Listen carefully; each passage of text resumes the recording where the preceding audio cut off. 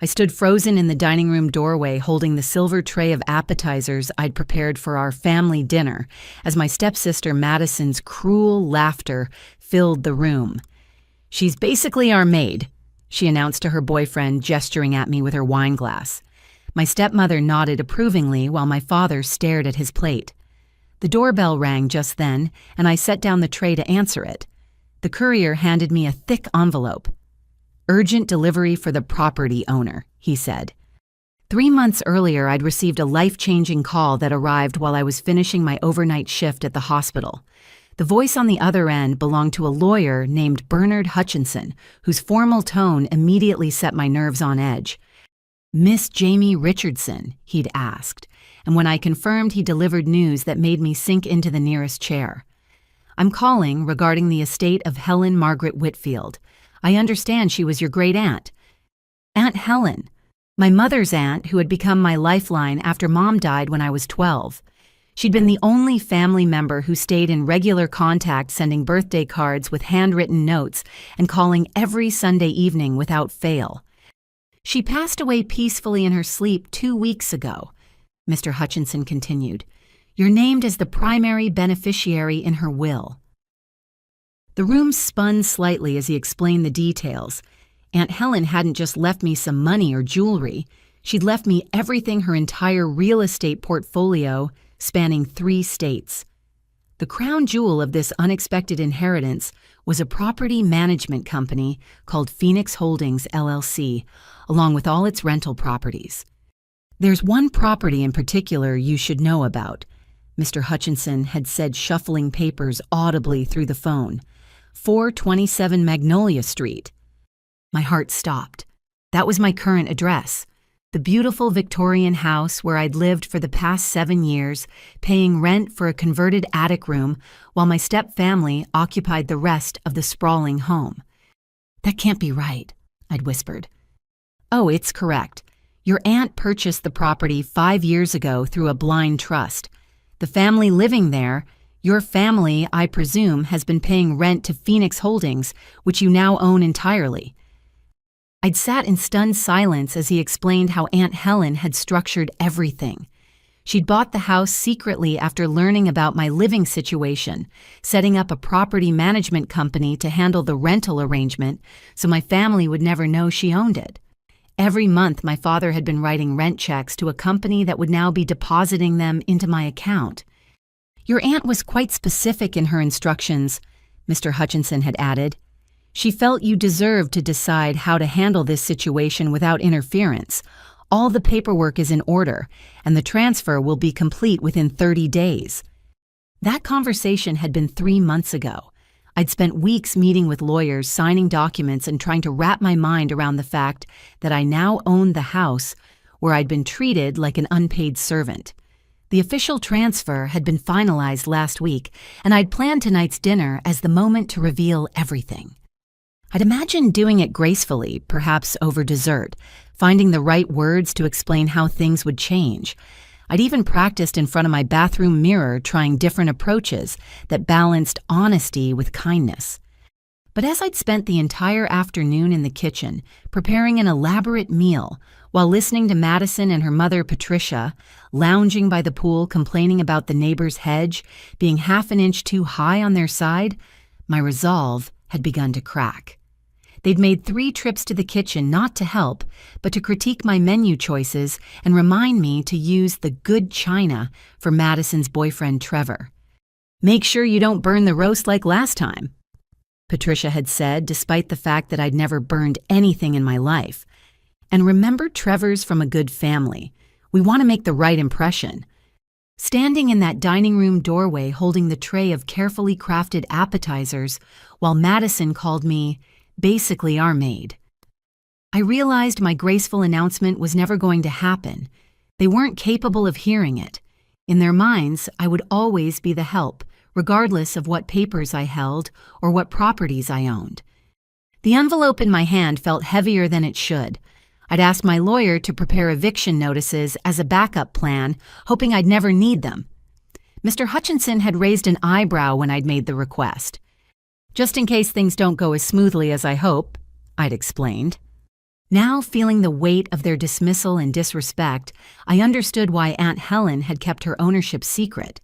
She'd known what I was only now accepting. Sometimes the only way to change a dynamic is to flip the entire table.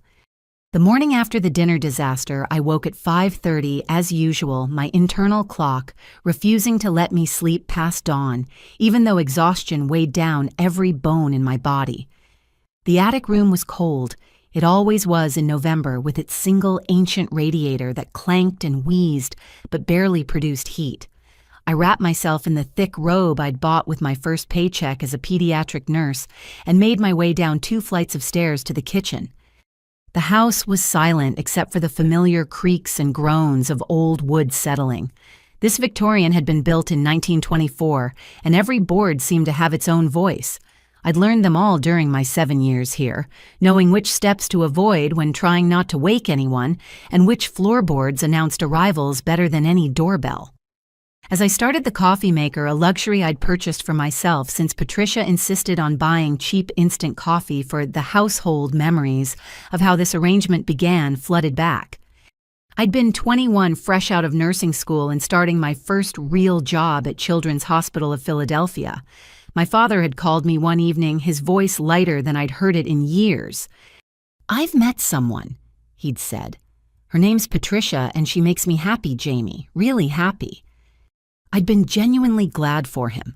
The 9 years since my mother's death had been hard on both of us, though in different ways. While I'd thrown myself into school and caring for our home, he'd retreated into his work as an accountant, coming home later and later, until some nights he didn't come home at all. Patricia had seemed nice enough during our first meeting at a restaurant. She was attractive in a polished way with perfectly styled blonde hair and manicured nails that clicked against her wine glass. Her daughter Madison, then 18 and headed to community college, had spent the entire dinner on her phone. "Your father tells me you're very responsible," Patricia had said, studying me with pale blue eyes. "He says you basically ran the household after your mother passed." I should have recognized the calculating look then, but I'd been too pleased to see my father smiling again. The wedding had been small and quick, a courthouse ceremony I'd attended in my scrubs, having come straight from a shift. Within a week, Patricia and Madison had moved into our family home, and the dynamic had been established immediately. Jamie's used to taking care of things. My father had explained to them as I'd cleared the dinner plates that first night. She's been doing it since she was 12. Patricia had smiled approvingly. "How wonderful. Madison and I aren't really domestic types, are we, sweetheart?" Madison had looked up from her phone just long enough to smirk. "Definitely not." And so it began.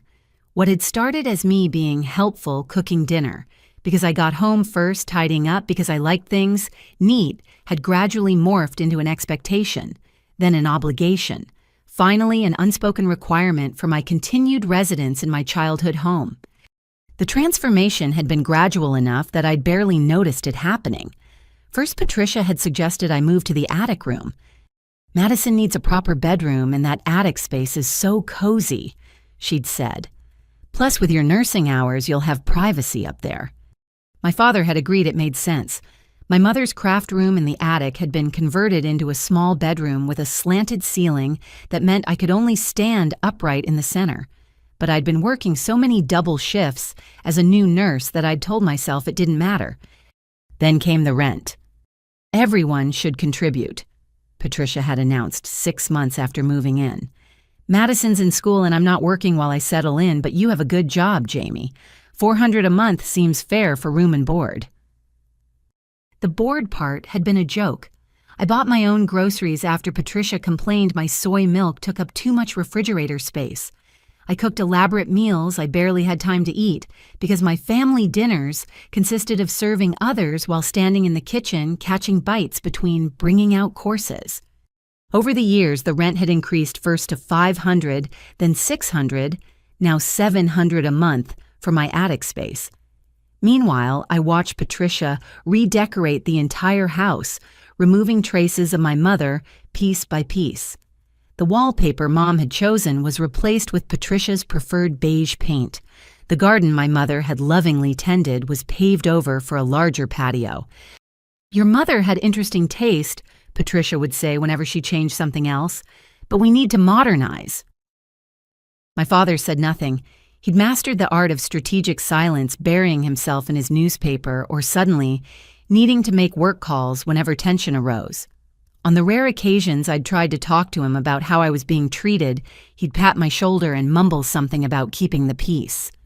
"Patricia's high-strung," he'd say, "and Madison's still adjusting. Just give it time." 7 years, that's how much time I'd given it.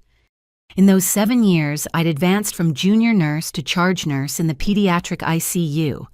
I'd saved lives, comforted grieving parents, and earned the respect of doctors twice my age. But in this house, I remained the girl who cooked and cleaned and stayed out of the way.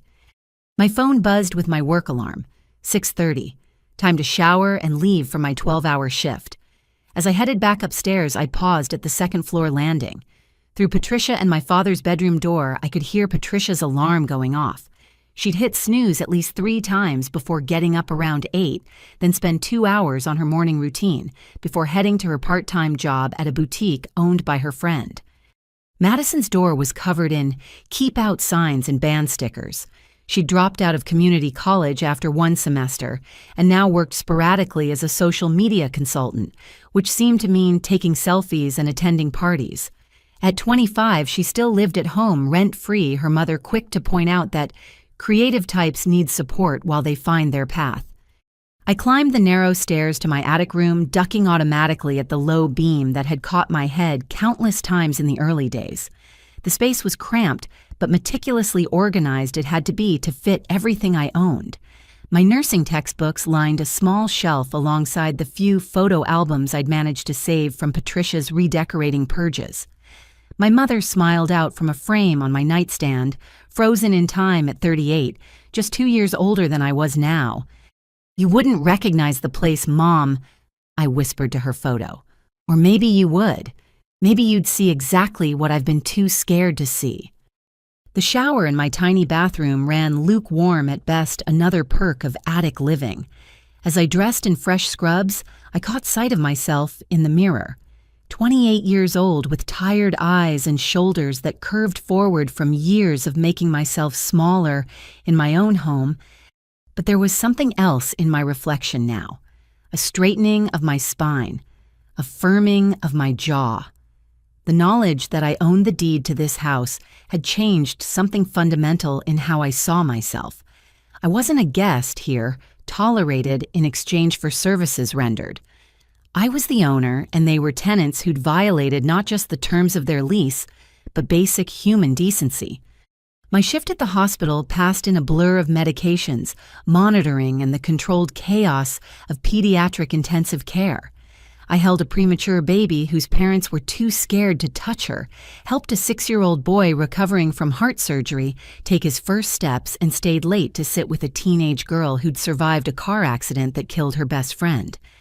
This was where I mattered, where my presence made a difference, where no one had ever once suggested I eat in the kitchen because the dining room was for family.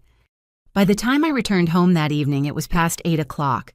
The house blazed with lights. Patricia never turned them off, despite constantly complaining about the electric bill I paid half of. Through the dining room window, I could see them finishing dinner. They'd ordered pizza, the boxes scattered across the antique table that had belonged to my grandmother. I used my key quietly, hoping to slip up to my room unnoticed, but Patricia's voice caught me at the stairs. "Jamie, is that you? We left you some pizza in the kitchen, and the dishes need doing when you get a chance." I paused my hand on the banister. 7 years of automatic obedience warred with 3 months of knowing I owned every inch of this house. "Actually," I called back, "I'm tired. I'm going to bed." The silence that followed was deafening. I climbed the stairs to my attic room, each step feeling like a small revolution. Behind me, I heard Patricia's offended sputtering and Madison's dramatic gasp. Change was coming to 427 Magnolia Street. They just didn't know how much. Standing in the foyer with the courier's envelope weighing heavy in my hands, I could hear Madison's boyfriend, Trevor, laughing at something in the dining room. The sound grated against my nerves like sandpaper. I recognized the law firm's logo embossed in gold on the envelope, Hutchinson Marley and Associates, the same firm that had handled Aunt Helen's estate and prepared the documents I'd hoped never to use. Through the archway, I could see them all at the dinner table, my family, though that word felt increasingly hollow. Patricia sat at the head where my mother used to preside, her blonde hair perfectly coiffed as always. My father occupied his usual spot to her right, methodically cutting his food into precise squares. Madison lounged across from Trevor, her phone propped against the water pitcher as she recorded their dinner for her Instagram stories. "Babe, tell them about the promotion." Madison urged Trevor, who launched into a story about his job at his father's investment firm. Nobody noticed I hadn't returned with the dessert I'd gone to fetch when the doorbell rang. I ran my finger under the envelope's seal, the sound of tearing paper, masked by Trevor's booming voice. Inside were 3 copies of eviction notices, each meticulously prepared, with the legal language Mr. Hutchinson had assured me was ironclad. 21 days to vacate, the minimum required by Pennsylvania law. "What's taking so long with dessert?" Madison's voice cut through my thoughts. She appeared in the archway, wine glass in hand, her expression souring when she saw me. "God, Jamie, we have a guest. Can't you—" Her eyes landed on the papers in my hands. Something in my expression must have alarmed her because she stepped closer, reaching out with grabbing fingers. "What's this supposed to be?" She snatched the documents before I could stop her, her eyes scanning rapidly. The wine glass tilted dangerously in her other hand as her face shifted from annoyance to confusion to shock. "Eviction notice." Her voice climbed an octave. "This must be some mistake." The dining room conversation halted. Patricia's heels clicked against the hardwood as she appeared beside her daughter. "What are you shrieking about now, Madison?" "This—" Madison waved the papers dramatically. "Some eviction notice, it's completely insane.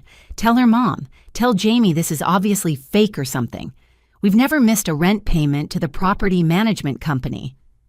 Patricia snatched the papers from Madison, her reading glasses materializing from somewhere as they always did, when she needed to scrutinize something. I watched her face cycle through the same emotions as Madison's, though she tried harder to maintain composure. This has to be an error," Patricia said, though her voice lacked conviction. "We pay Phoenix Holdings, LLC $7,000 on the 1st of every month. Direct deposit. Never late."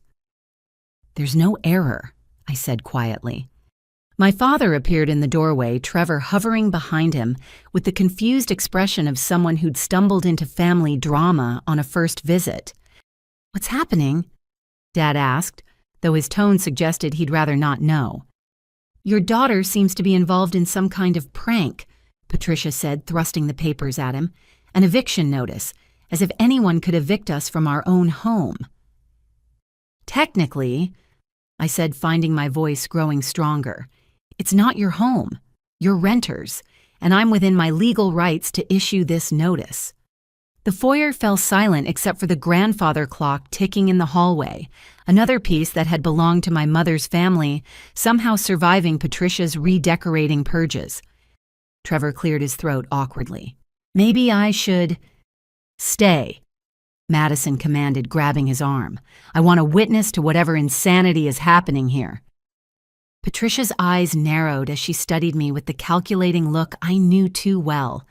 "You're within your rights. What exactly do you think you know about our rental agreement, Jamie?"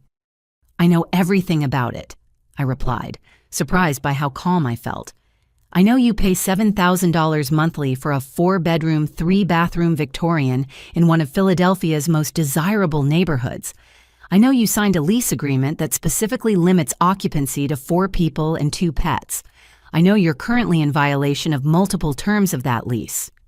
"How could you possibly—" Patricia began, then stopped. The color drained from her carefully made-up face. "No. Phoenix Holdings, LLC, I said simply. I own it." The explosion was delayed by approximately 3 seconds of stunned silence, then erupted like a volcano. Madison actually threw her wine glass, though it hit the wall several feet from where I stood, shattering into pieces that scattered across the hardwood floor I'd polished that morning. "You lying little—" Madison's screech was cut off by her mother's hand on her arm. "Explain," Patricia commanded in the tone she used when demanding to speak to managers. "Now." "My great-aunt Helen passed away 3 months ago," I said, maintaining eye contact with Patricia, even as my peripheral vision tracked Madison's aggressive posturing. "She left me her entire estate, including a portfolio of rental properties. This house is one of them. She purchased it 5 years ago through a trust and set up Phoenix Holdings to manage it." "That's impossible," my father said, finally finding his voice. "We've lived here for 7 years. The Weatherbys sold it to a trust managed by Phoenix Holdings," I finished, "which has been depositing your rent checks into an account that now belongs to me." Trevor had backed himself against the wall, clearly reassessing his relationship with Madison as her face contorted with rage. Smart man. "You've known for 3 months. Patricia's voice could have frosted windows. "You've been collecting our rent for 3 months and said nothing. Technically, the estate was in probate for most of that time. The transfer only finalized last week, and I plan to tell you tonight over dinner. I thought we could discuss things civilly, maybe work out a new arrangement." Arrangement. Madison laughed, a harsh sound devoid of humor. "You want to make an arrangement with us after this betrayal." Betrayal. The word sparked something hot in my chest. Let's talk about betrayal, Madison. Let's talk about 7 years of treating me like unpaid help in what I now know was my inherited house. Let's talk about charging me rent for an attic room while you lived rent-free in a master suite. Let's talk about calling me basically the maid to your boyfriend not 20 minutes ago. "You are the maid," Madison snapped. "You cook, you clean, you—" "I work 60 hours a week as a pediatric ICU nurse," I interrupted. "I save children's lives. What I do here, I've done out of some misguided sense of family obligation. That ends now." Patricia drew herself up to her full height, which in her 3-inch heels put her slightly above my 5'6" frame. "You can't evict us. We have rights as tenants." "You absolutely do," I agreed. "That's why you have 21 days' notice as required by law. Mr. Hutchinson, you remember him. The lawyer who sent these notices has assured me everything is completely legal." "On what grounds?" my father demanded, finally engaging with the situation instead of hoping it would resolve itself without his involvement. I pulled out my phone, opening the photos I'd taken over the past week in preparation. Let's see. Madison's 3 dogs when the lease clearly states a 2-pet maximum. The illegal cannabis growing operation in the basement. Yes, Madison, I know about your boyfriend's gardening project. The jewelry-making business Patricia runs from the garage, which violates the residential-only clause. The unauthorized renovations to said garage. Should I continue? Each violation landed like a physical blow. Madison's mouth opened and closed soundlessly, while Patricia's face cycled through various shades of red. "The dogs are emotional support animals," Madison protested weakly. "Only one has documentation, and it's from an online site that sells certificates for $50. I countered. Mr. Hutchinson already verified it wouldn't hold up legally. "The garage renovations were improvements," Patricia sputtered. "We increased the property value. Without permission, making them lease violations. You knocked out a weight-bearing wall without permits. The city could condemn the structure." Trevor had edged toward the front door. "Madison, babe, maybe we should—" "Don't you dare leave," Madison whirled on him. "Tell her she can't do this. Your dad's a lawyer." "Corporate tax law," Trevor mumbled. "This isn't really my—" "Get out!" Madison shrieked, and Trevor fled with the speed of someone who'd just avoided a bullet.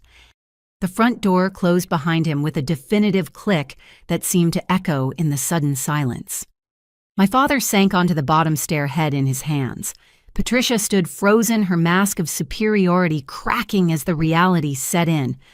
Madison vibrated with rage, looking between her mother and me like a tennis spectator. 21 days, I repeated quietly. Use them wisely. I turned to go upstairs, needing space to process what had just happened, but Patricia's voice stopped me. "This is because of her, isn't it?" Her voice dripped venom. "Your precious Aunt Helen. She always hated that Richard remarried." I turned back slowly. Aunt Helen never hated anyone, but she saw how you treated me, how you all treated me, and she decided I deserved better than being a servant in my own family's home. Your family. Madison laughed bitterly. "We're not your family. We never wanted you here. Mom only put up with you because you came with Dad, and Dad only kept you around because you reminded him of your pathetic mother." The words hung in the air like poison gas. I waited for my father to deny it, to say something, anything. He remained silent, studying his hands. "Thank you for making this easier," I said finally. "Mr. Hutchinson will be in touch about the formal eviction proceedings. I'll be staying at a hotel tonight. When I return tomorrow, I expect this mess." I gestured at the shattered wine glass. "To be cleaned up." I climbed the stairs to my attic room with measured steps, not running despite the voices that erupted below. In 20 minutes, I had packed a bag with enough clothes and toiletries for a week. My important documents were already in a safety deposit box at the bank, moved there along with my mother's jewelry when I first learned about the inheritance. As I descended back through the house, the arguing in the dining room reached fever pitch. Patricia was demanding my father do something, anything. Madison was on her phone, probably blasting the situation on social media. My father remained characteristically silent. I paused at the front door, looking back at the foyer where I'd stood countless times, arms full of groceries no one helped carry, or returning from long shifts to cook dinner for people who couldn't be bothered to ask about my day. The Victorian house on Magnolia Street had been many things: my childhood home, my prison, my inheritance. Now it would become my liberation. The November air bit sharp and cold as I stepped onto the porch, but I'd never felt warmer. In my hand, my phone buzzed with a text from Mr. Hutchinson. "Documents delivered successfully. Let me know if you need anything else." I typed back, "They received them. I'll need your full services." His response was immediate. "Already preparing. You're doing the right thing." As I drove away, I didn't look back, but in my rearview mirror, I could see every window in the house blazing with light and shadows moving frantically behind the curtains. Let them panic. Let them rage. For the first time in 7 years, I was going home, even if home was currently room 217 at the Hampton Inn. The Hampton Inn's breakfast was a far cry from the elaborate spreads I usually prepared at home, but there was something liberating about choosing my own waffle toppings without Patricia critiquing the carbohydrate content or Madison stealing the strawberries I'd sliced. I'd barely finished my coffee when my phone exploded with notifications. 47 text messages, 12 missed calls, 3 voicemails, all from the house on Magnolia Street. I scrolled through the texts first. Madison had started around midnight with a barrage of expletives and threats that would have been more concerning if they weren't so poorly spelled. Patricia's messages, sent at 2 in the morning, alternated between legal threats and attempts at manipulation. My father had sent only one, "We need to talk." The voicemails were variations on the same theme, with Patricia's final one, informing me that they were calling a family meeting for 10 o'clock, and my presence was required. I checked the time. 9:45. Perfect. I took my time getting ready, choosing my most professional outfit, a charcoal blazer and slacks I usually reserved for meetings with hospital administration. If they wanted to treat this like a business negotiation, I'd dress the part. The eviction documents went into my leather portfolio along with copies of the lease, the deed, and photographs of every violation I'd documented. The drive back to Magnolia Street took 12 minutes. I'd made this journey thousands of times, but never as the acknowledged owner. The Victorian looked different somehow in the morning light, its pale yellow paint and white trim gleaming. Aunt Helen had maintained it beautifully through the property management company, I realized. All those repairs Patricia complained about, the prompt fixes whenever something broke, that had been Aunt Helen taking care of the house from afar. I parked on the street rather than in the driveway, a small assertion of change. Through the living room windows, I could see them already assembled. Patricia pacing Madison sprawled on the couch, my father in his usual chair. The front door was locked. I had a key, of course, but I rang the doorbell instead. Let them answer their own door for once. Madison yanked it open, her usually perfect makeup smudged and her hair in a messy bun. "Finally, do you have any idea what you've put us through?" "Good morning to you, too," I said, stepping past her into my house. The foyer still showed signs of last night's drama, a faint stain on the wall where the wine had splattered, though someone had cleaned up the glass. "Jamie." Patricia's shriek echoed through the house. She appeared in the living room doorway, perfectly put together despite the early hour. Of course she'd take time for full makeup and hair before a family crisis. "Get in here, now!" I followed at my own pace, taking in details I'd never noticed before. The crown molding Aunt Helen had paid to restore. The original hardwood floors I'd spent countless hours maintaining. The chandelier my mother had chosen, one of the few pieces that survived Patricia's purges, because it was too expensive to replace. They'd arranged themselves strategically. Patricia stood by the fireplace like a general preparing for battle. Madison had claimed the entire couch, her 3 dogs, Precious Princess and Duchess, sprawled around her in defiance of the 2-pet policy. My father sat in his leather recliner looking older than his 58 years. The only available seat was a wooden chair they'd clearly brought in from the dining room. Positioned in the center of the room, it looked suspiciously like an interrogation setup. I remained standing. "Sit," Patricia commanded. "I'm comfortable here." I replied, positioning myself by the archway where I could see all of them, and more importantly, where the exit remained clear. "This is exactly your problem." Patricia began launching into what was clearly a prepared speech. "This defiance, this ingratitude after everything we've done for you, everything you've done for me." I interrupted, my voice calm but firm. "Please elaborate. I'd love to hear this list." Patricia's jaw tightened. "We gave you a home when you could have been out on the street after college. We included you in family activities. You charged me $700 a month for an attic room in a house I now own," I corrected. "You excluded me from family meals unless I was serving them. You treated me like unpaid domestic help while I worked 60-hour weeks saving children's lives." "Nobody forced you to cook and clean," Madison interjected from her throne of dogs. "You're just naturally servile. It's not our fault you never said no." Actually, I did say no, multiple times. Remember Christmas 2 years ago when I had to work a double shift and asked you to handle dinner? You ordered Chinese takeout and made me reimburse you for my portion when I got home at midnight. "That's different," Madison muttered. "How about last year when I had the flu and asked if someone else could cook for once? Patricia, you said I was being dramatic and left a can of soup outside my door." "You weren't that sick," Patricia protested. "You went to work the next day." "Because I'd used all my sick days caring for Dad when he had his appendectomy.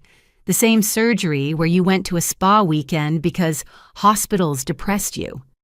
My father shifted uncomfortably in his chair but said nothing.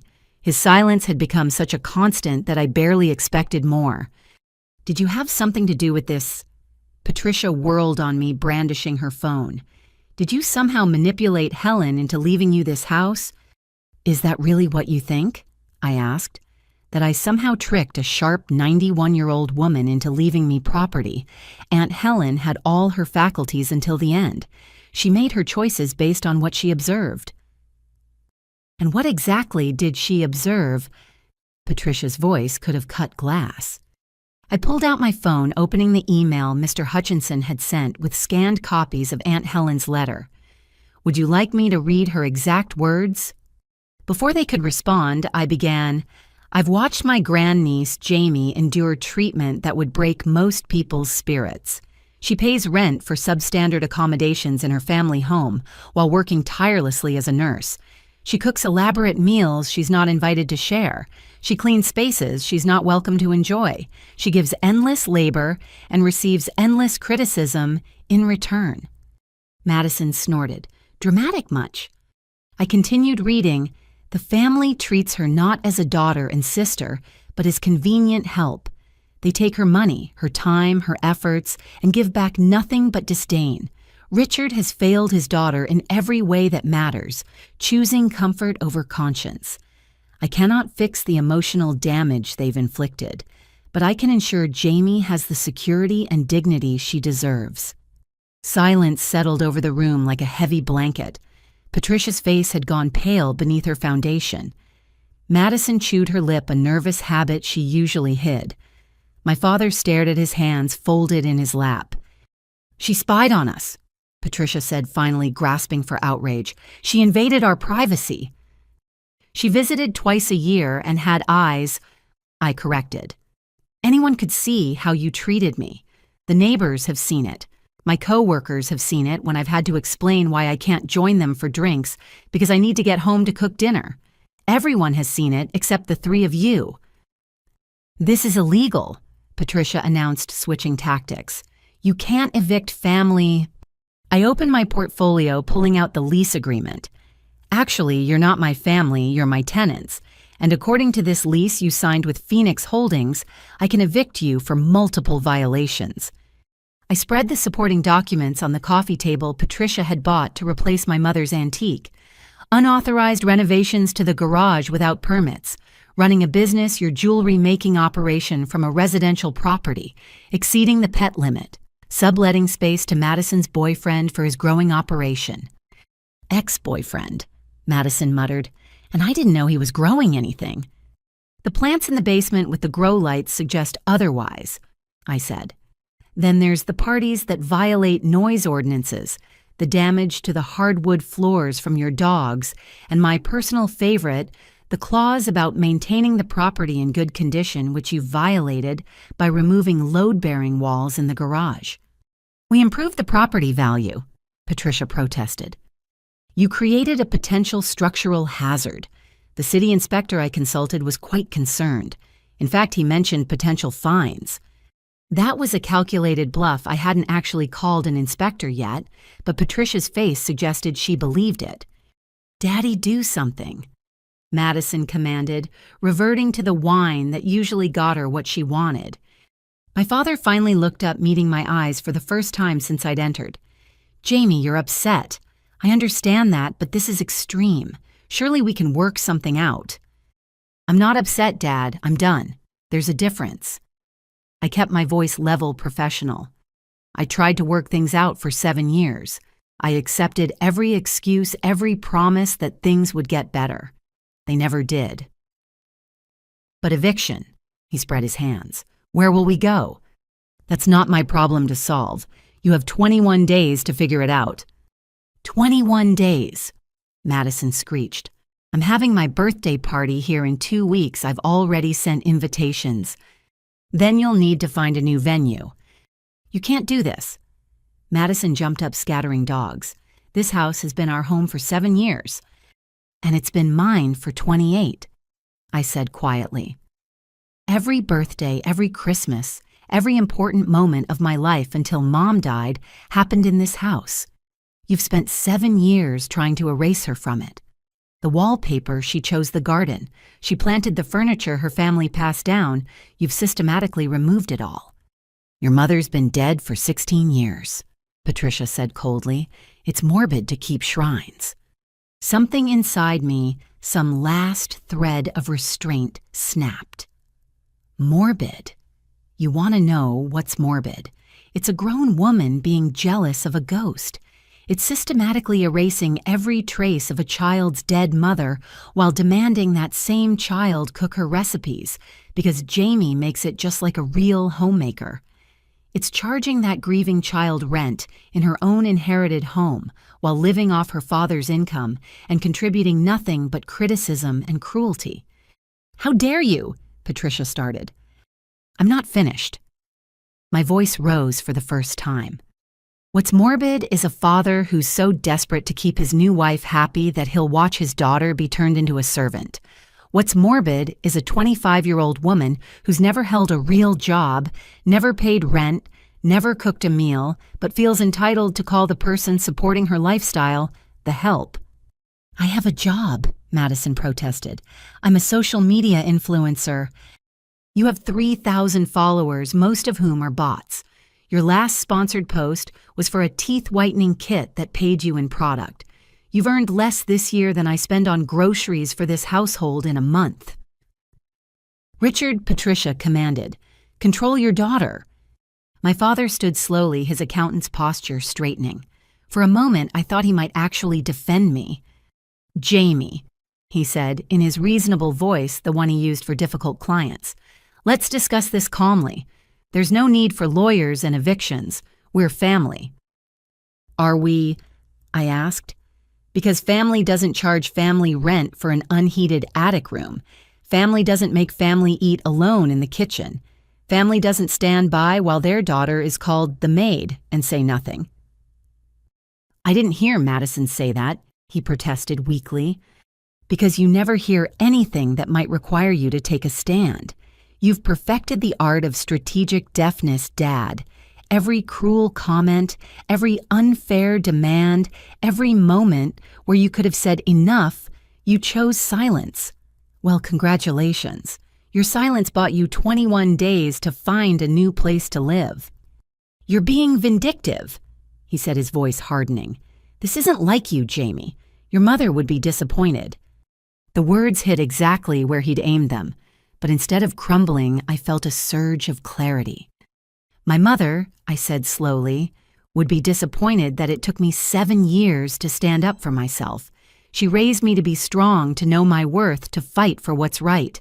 Somewhere along the way, I forgot those lessons. But Aunt Helen remembered, and she made sure I'd have the tools to remember too."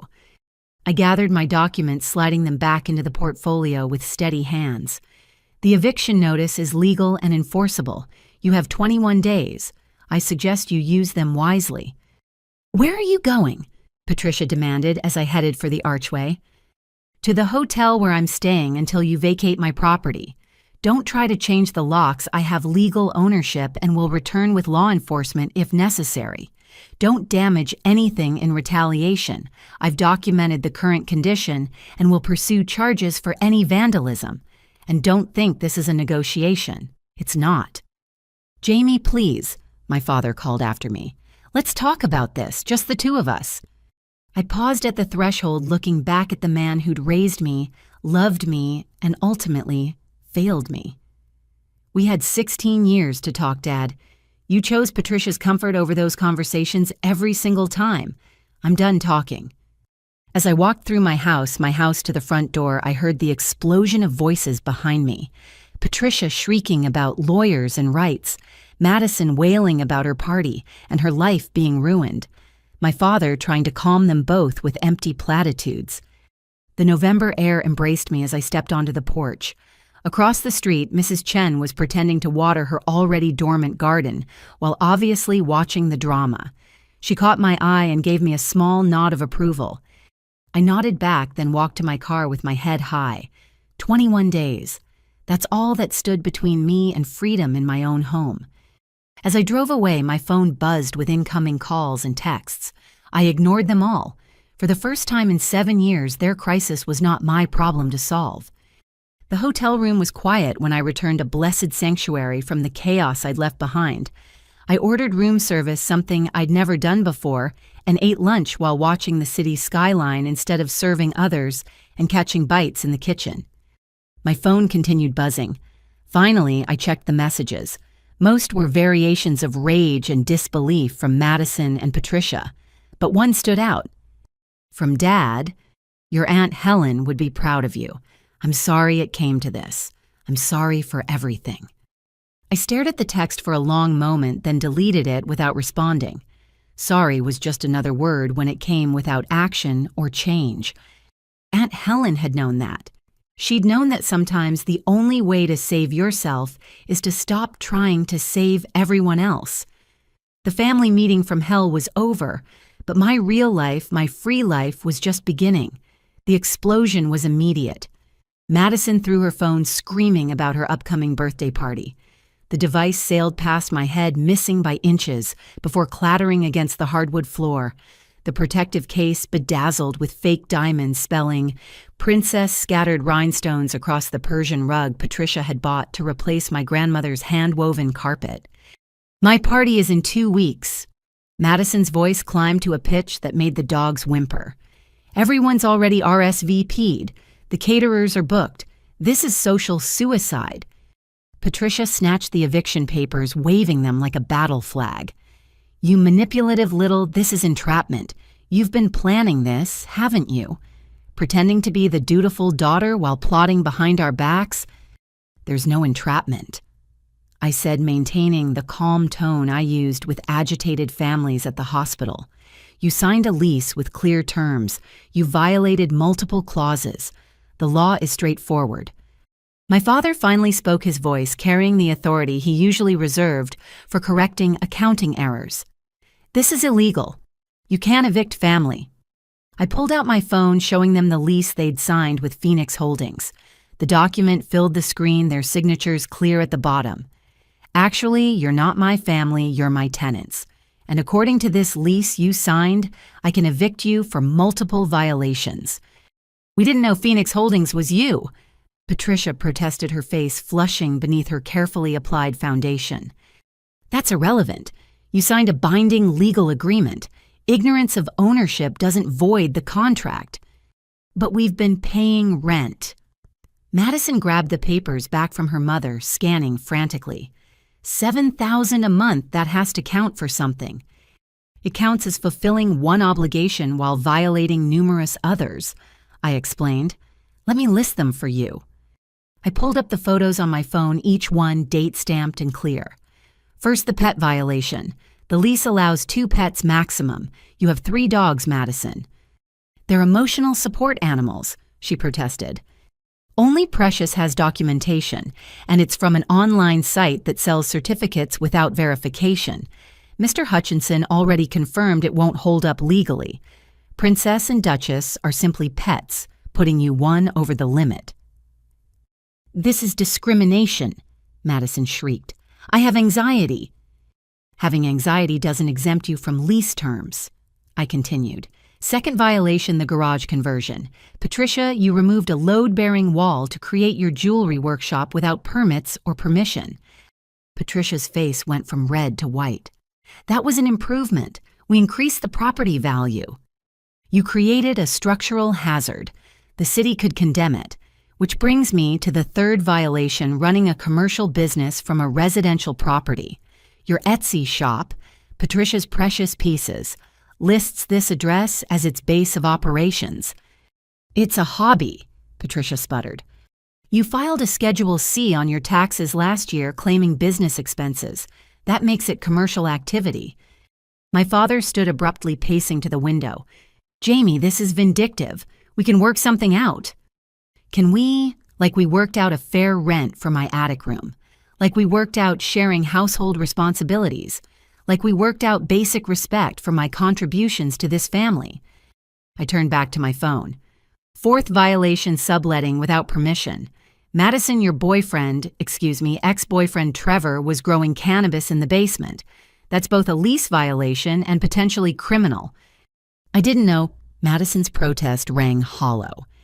The grow lights on your last 3 electric bills suggest otherwise, which brings me to the utility usage exceeding reasonable residential standards, another violation. This is insane. Patricia grabbed my father's arm.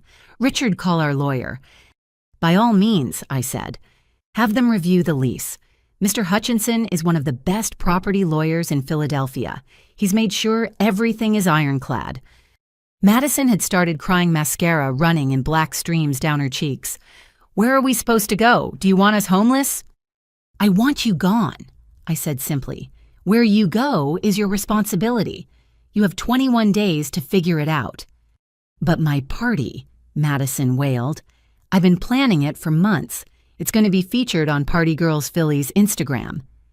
Then you'll need to find a new venue. With 2 weeks' notice, do you know how hard it is to book a space in this city? I imagine it's about as hard as working 12-hour shifts and then coming home to cook dinner for people who won't even eat with you. Patricia had pulled out her own phone, furiously texting. I'm calling Bradley Worthington. He'll shut this down immediately. The divorce lawyer, I asked. I don't think property law is his specialty, but you're welcome to try. How do you know who my lawyer is? Patricia's eyes narrowed. You've screamed his name during every argument with Dad for the past 3 years. The walls in this house aren't that thick, especially from the attic. My father turned from the window.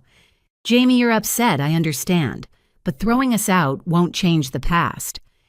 No, but it will change the future, my future. Well, what about my future? Madison had moved from crying to rage, her voice sharp. I'm 25, I'm just getting established. You're going to ruin everything because you're bitter about doing some chores. Some chores. I felt my carefully maintained calm beginning to crack. Madison, I've been your personal chef, maid, and laundress for 7 years. I've cleaned your bathroom, washed your clothes, cooked your meals, all while you've contributed nothing. Not rent, not help, not even basic courtesy. I didn't ask you to do those things. No, you just left your laundry on the floor until someone else dealt with it. You left dishes in your room until they grew mold and I had to clean them. You treated me like staff while I paid rent in my own inherited house. We didn't know it was your house, Patricia interjected. And that makes it acceptable. If I weren't the owner, would it be fine to treat me as your servant? The silence that followed was damning. That's what I thought, I said quietly. Your treatment of me has nothing to do with property ownership and everything to do with character. Well, now my character is saying enough. Patricia's phone rang. She answered with a sharp, Bradley, yes, it's an emergency. She stalked into the dining room, her voice carrying back. My stepdaughter is trying to evict us. Yes, evict. Madison had curled up on the couch, all 3 dogs climbing onto her lap despite their combined weight exceeding 100 pounds. This is all your fault, she muttered to me. If you hadn't been so pathetic, so eager to please, we wouldn't have gotten used to you doing everything. So it's my fault you took advantage of my kindness.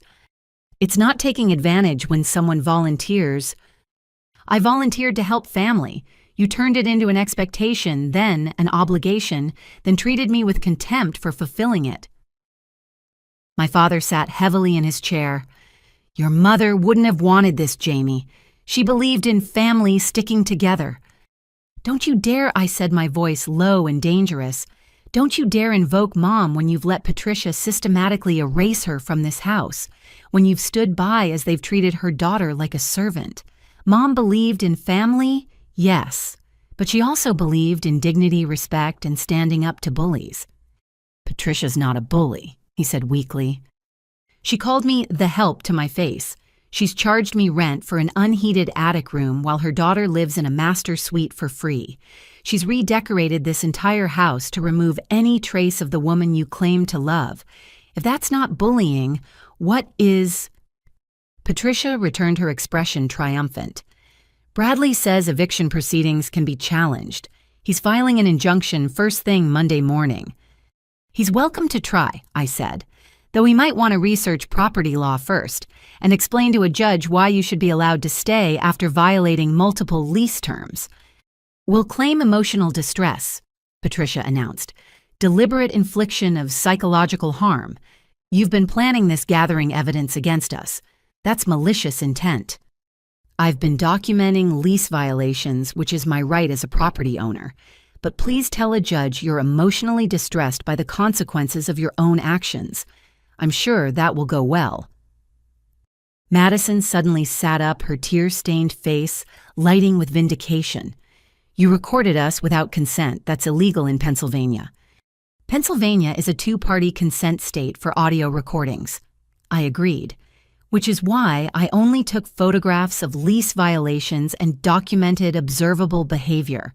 No recordings needed when you've been so blatant about everything.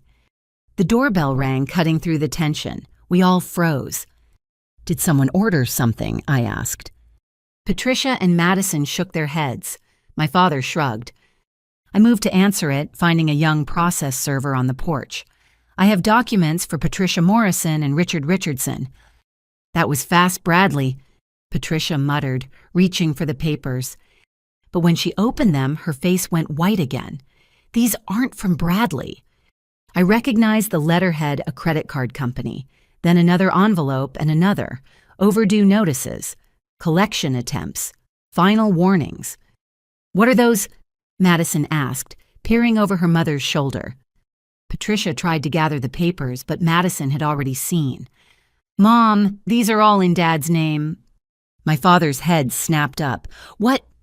"You maxed out credit cards in my name." He crossed to Patricia in 3 strides, snatching the papers. His face cycled through confusion, disbelief, and finally rage. $47,000, Patricia? What have you done?" "I needed capital for my jewelry business," Patricia said defensively. "You said you supported my dreams." "Not with fraud, these cards. I never applied for these. I was going to pay them back when the business took off. With what money you've sold 12 pieces in 2 years?" Their argument escalated, voices overlapping in accusation and defense. Madison tried to interject, demanding to know if this affected her credit too. The dogs barked. The doorbell rang again. More process servers, more documents, more revelations spilling into the open. I stood in the eye of the hurricane, watching the family that had dismissed and diminished me tear itself apart. There was no satisfaction in it, only a deep weariness. "I'll be at the Hampton Inn if Mr. Hutchinson needs to reach me," I said, though no one was listening. "Remember 21 days. I left them to their chaos, stepping out into the crisp November morning. Mrs. Chen was definitely watching now, not even pretending to garden. I gave her a small wave.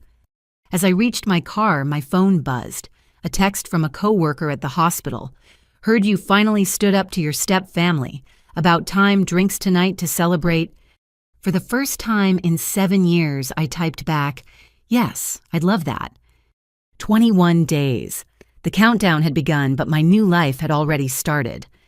Behind me, through the windows of the house I owned, I could see shadows moving frantically, voices raised in anger and blame.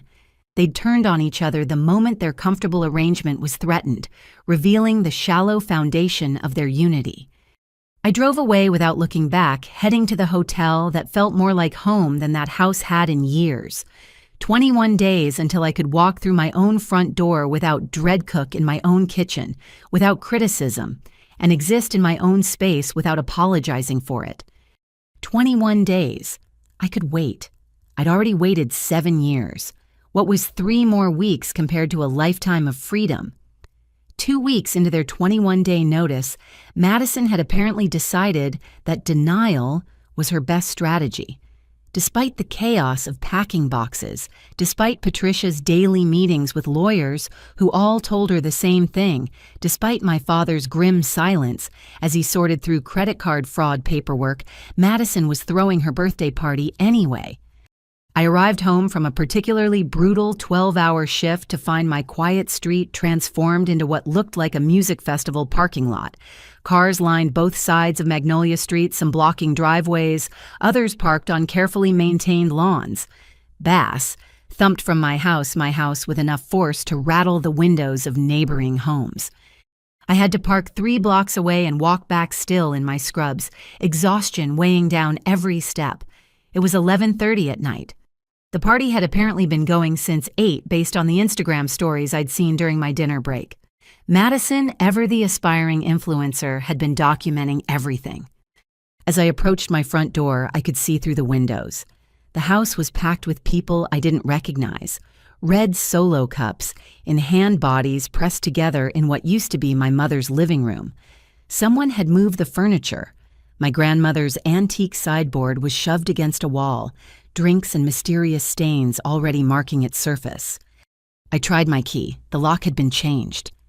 For a moment, I stood on my own front porch, locked out of my own house, listening to strangers destroy my property. Then I spotted movement in the dining room window. Madison, wearing a tiara that said "Birthday Princess" in glittering letters, was standing on the dining table. Not just any table. My grandmother's mahogany dining table, a family heirloom that had hosted 50 years of Thanksgivings and Christmases. Madison stood on it in 6-inch stilettos, pouring champagne directly into the mouths of cheering guests below. I pulled out my phone and dialed 911. "I'd like to report a noise violation and trespassing." I said calmly when the dispatcher answered. I'm the property owner, and approximately 50 people are in my house without permission. The tenants who are under eviction proceedings changed the locks and are hosting a party against my explicit instructions. The dispatcher took my information efficiently. We'll send units immediately. Please stay safely away from the property until officers arrive. I moved to stand by Mrs. Chen's garden gate where I had a clear view but remained out of the chaos. While waiting, I called Mr. Hutchinson's emergency line. Jamie. His voice was alert despite the late hour. What's wrong? They changed the locks and are throwing a massive party. I've called the police. Document everything, he instructed immediately. Every person, every damage, every violation. This is gift-wrapped evidence for expedited eviction. I'll file emergency papers first thing Monday morning. The police arrived 12 minutes later, 2 units with lights flashing but sirens off. I met them at the curb, showing my ID and property ownership documents I'd learned to keep with me. They're current tenants under eviction, I explained. They changed the locks today and are hosting this party despite my explicit refusal of permission. The lead officer, a sergeant named Williams, nodded. We'll handle it. You might want to stay back here. I watched as 4 officers approached my front door. The music cut off abruptly when they entered. Through the windows, I could see the party atmosphere transform into panic. People streamed out the back door, some jumping the fence into neighboring yards. Madison's shrieks were audible even from the street. You can't do this. Her voice carried clearly through the night air. It's my birthday. This is my house. 10 minutes later, Sergeant Williams returned. We've issued citations for noise violations, underage drinking. There were at least a dozen minors with alcohol and several other violations. The young woman claiming to be a resident became combative. We're arresting her for disorderly conduct and resisting. I watched as 2 officers escorted Madison out in handcuffs, her tiara askew, mascara streaking her face. She saw me standing by Mrs. Chen's gate and exploded. You! She screamed, lunging forward. The officers held her back. You did this. You're ruining my life. You're just jealous because you're almost 30 with no friends, no boyfriend, and no life. You're pathetic. A pathetic, bitter nurse who can't stand seeing other people happy. Neighbors had emerged onto their porches, watching the drama unfold. Madison continued screaming as they guided her into the patrol car, her voice muffled but still audible through the windows. Patricia appeared in the doorway, still in her cocktail dress, trying to maintain dignity while swaying slightly. Officers, there's been a misunderstanding. My daughter has every right to celebrate in her own home. Ma'am, the property owner has confirmed no permission was given for this gathering, Sergeant Williams explained. We'll need everyone to vacate immediately. I live here, Patricia protested. The owner is beginning eviction proceedings. You changed the locks illegally. Everyone needs to leave now or we'll arrest anyone who refuses for trespassing. My father emerged behind Patricia, looking older than I'd ever seen him. He saw me across the street and something in his expression broke. He said something to Patricia, who whirled to follow his gaze. This is your fault, Patricia shrieked at me. Your jealousy, your vindictiveness, you've destroyed this family. Ma'am, I need you to step back inside and gather your things, the sergeant instructed. You have 10 minutes to leave the premises. The next 20 minutes were chaos. Guests scattered like roaches when lights come on. Patricia and my father gathered essentials while officers supervised. A locksmith I'd called arrived to restore the original locks. I documented everything on my phone, the champagne stains on the ceiling, the broken vase in the hallway, the scratches on my grandmother's table from Madison's heels. By the time the house was cleared, it was past 1 in the morning. Sergeant Williams handed me a thick stack of reports. The one in custody will be held until arraignment tomorrow. These are your copies of all citations issued. Your lawyer will want these for your civil case. I thanked him, and the other officers then stood alone in my destroyed living room. Cigarette burns marked the original hardwood. Someone had vomited in the corner. Madison's party decorations, 25 and thriving banners in metallic pink, mocked me from every wall. I started taking more photos, methodically documenting every bit of damage. My phone rang Mr. Hutchinson again. "I've already started the emergency filing," he said without preamble. "The arrest is the nail in their coffin.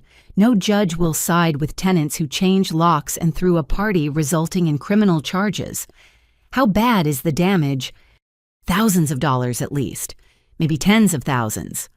I nudged a broken picture frame with my foot, one of the few photos of my mother that had survived Patricia's purges, now shattered and sticky with spilled beer.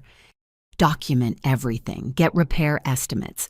We'll add it to the eviction filing and sue for damages. They've handed us everything we need for immediate removal." After he hung up, I stood in the ruins of my childhood home, feeling oddly empty.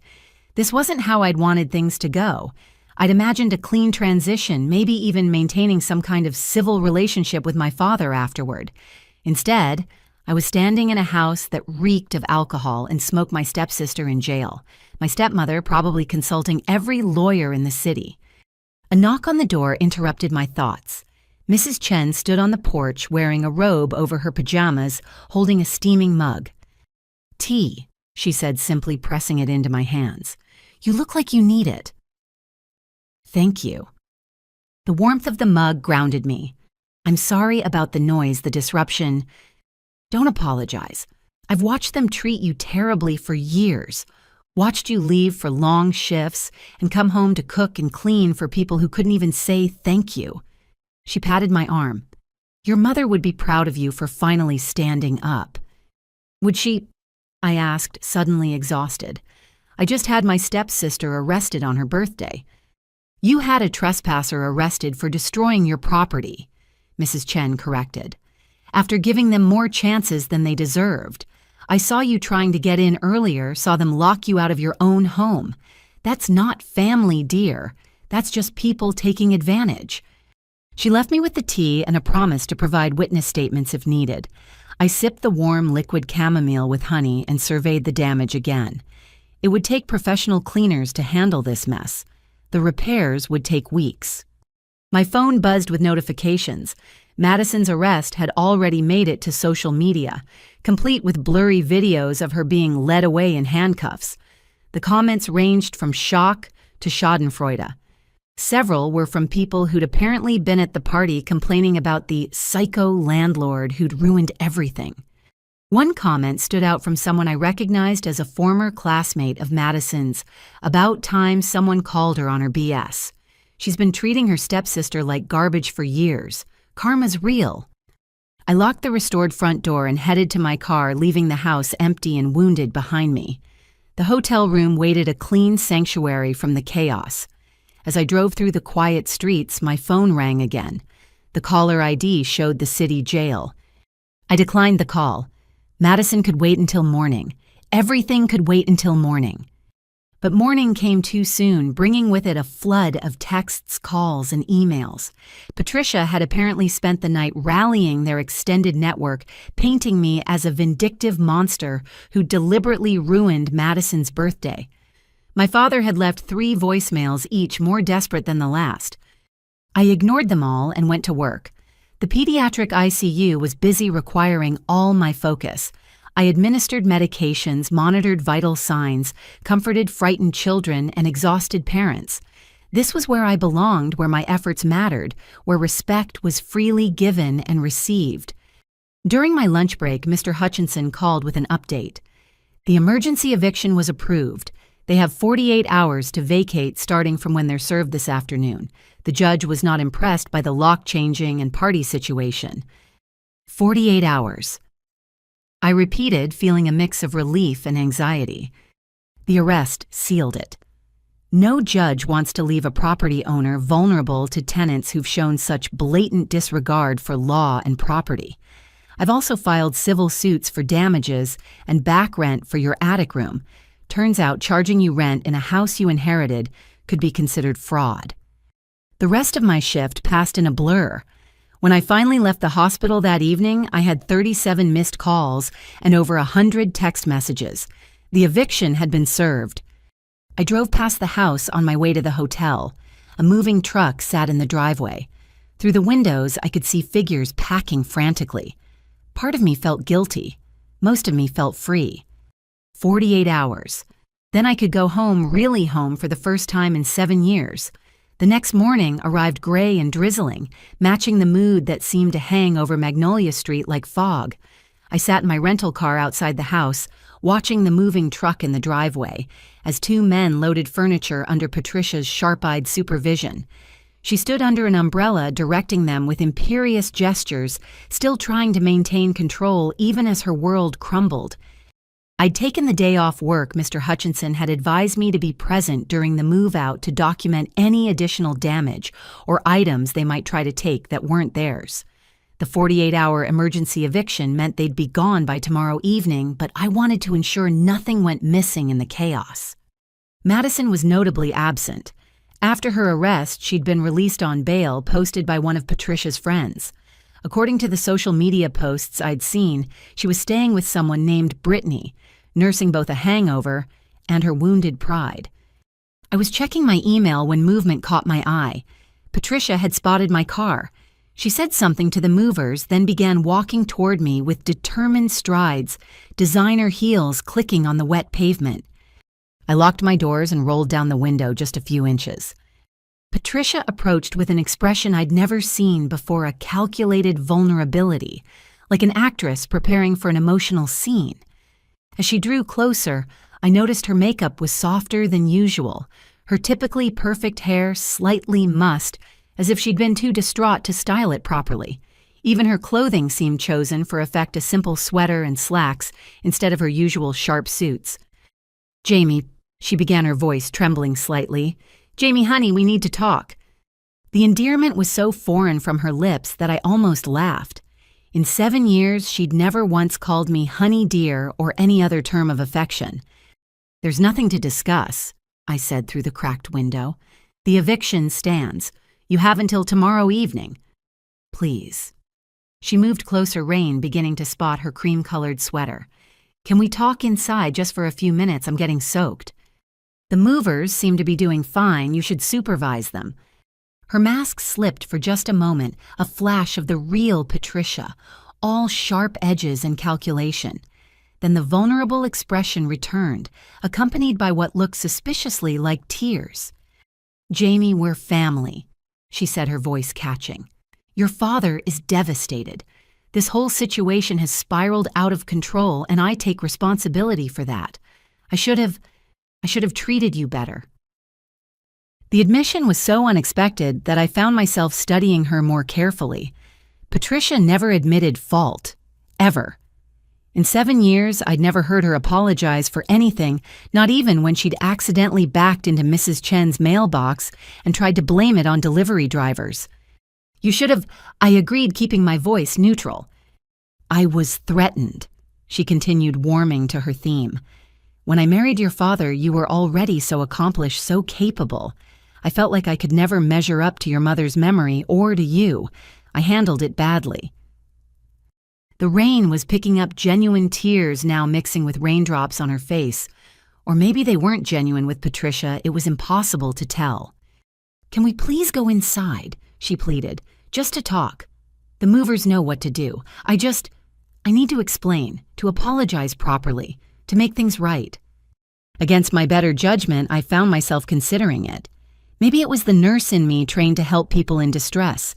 Maybe it was the daughter who still hoped for some kind of reconciliation with her father. Or maybe I just wanted to hear what story Patricia had crafted to try to save herself. 5 minutes, I said finally. "In the foyer, the movers stay outside." Relief flooded her features. Thank you so much." I followed her up the familiar walkway, noting how she'd already started removing the holiday decorations she'd put up just last week. The house felt different now. Hollow, transitional, caught between what it had been and what it would become.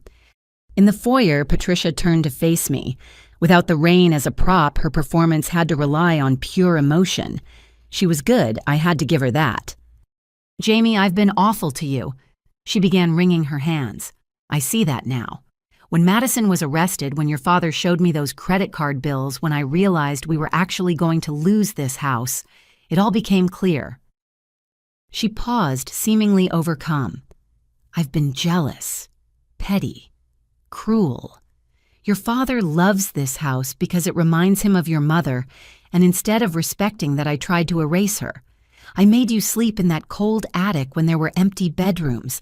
I charged you rent in your own home. I let Madison treat you like staff. I treated you like staff." Each admission seemed calculated for maximum impact, but there was something else in her voice too. Fear, maybe, or the recognition that she'd overplayed her hand.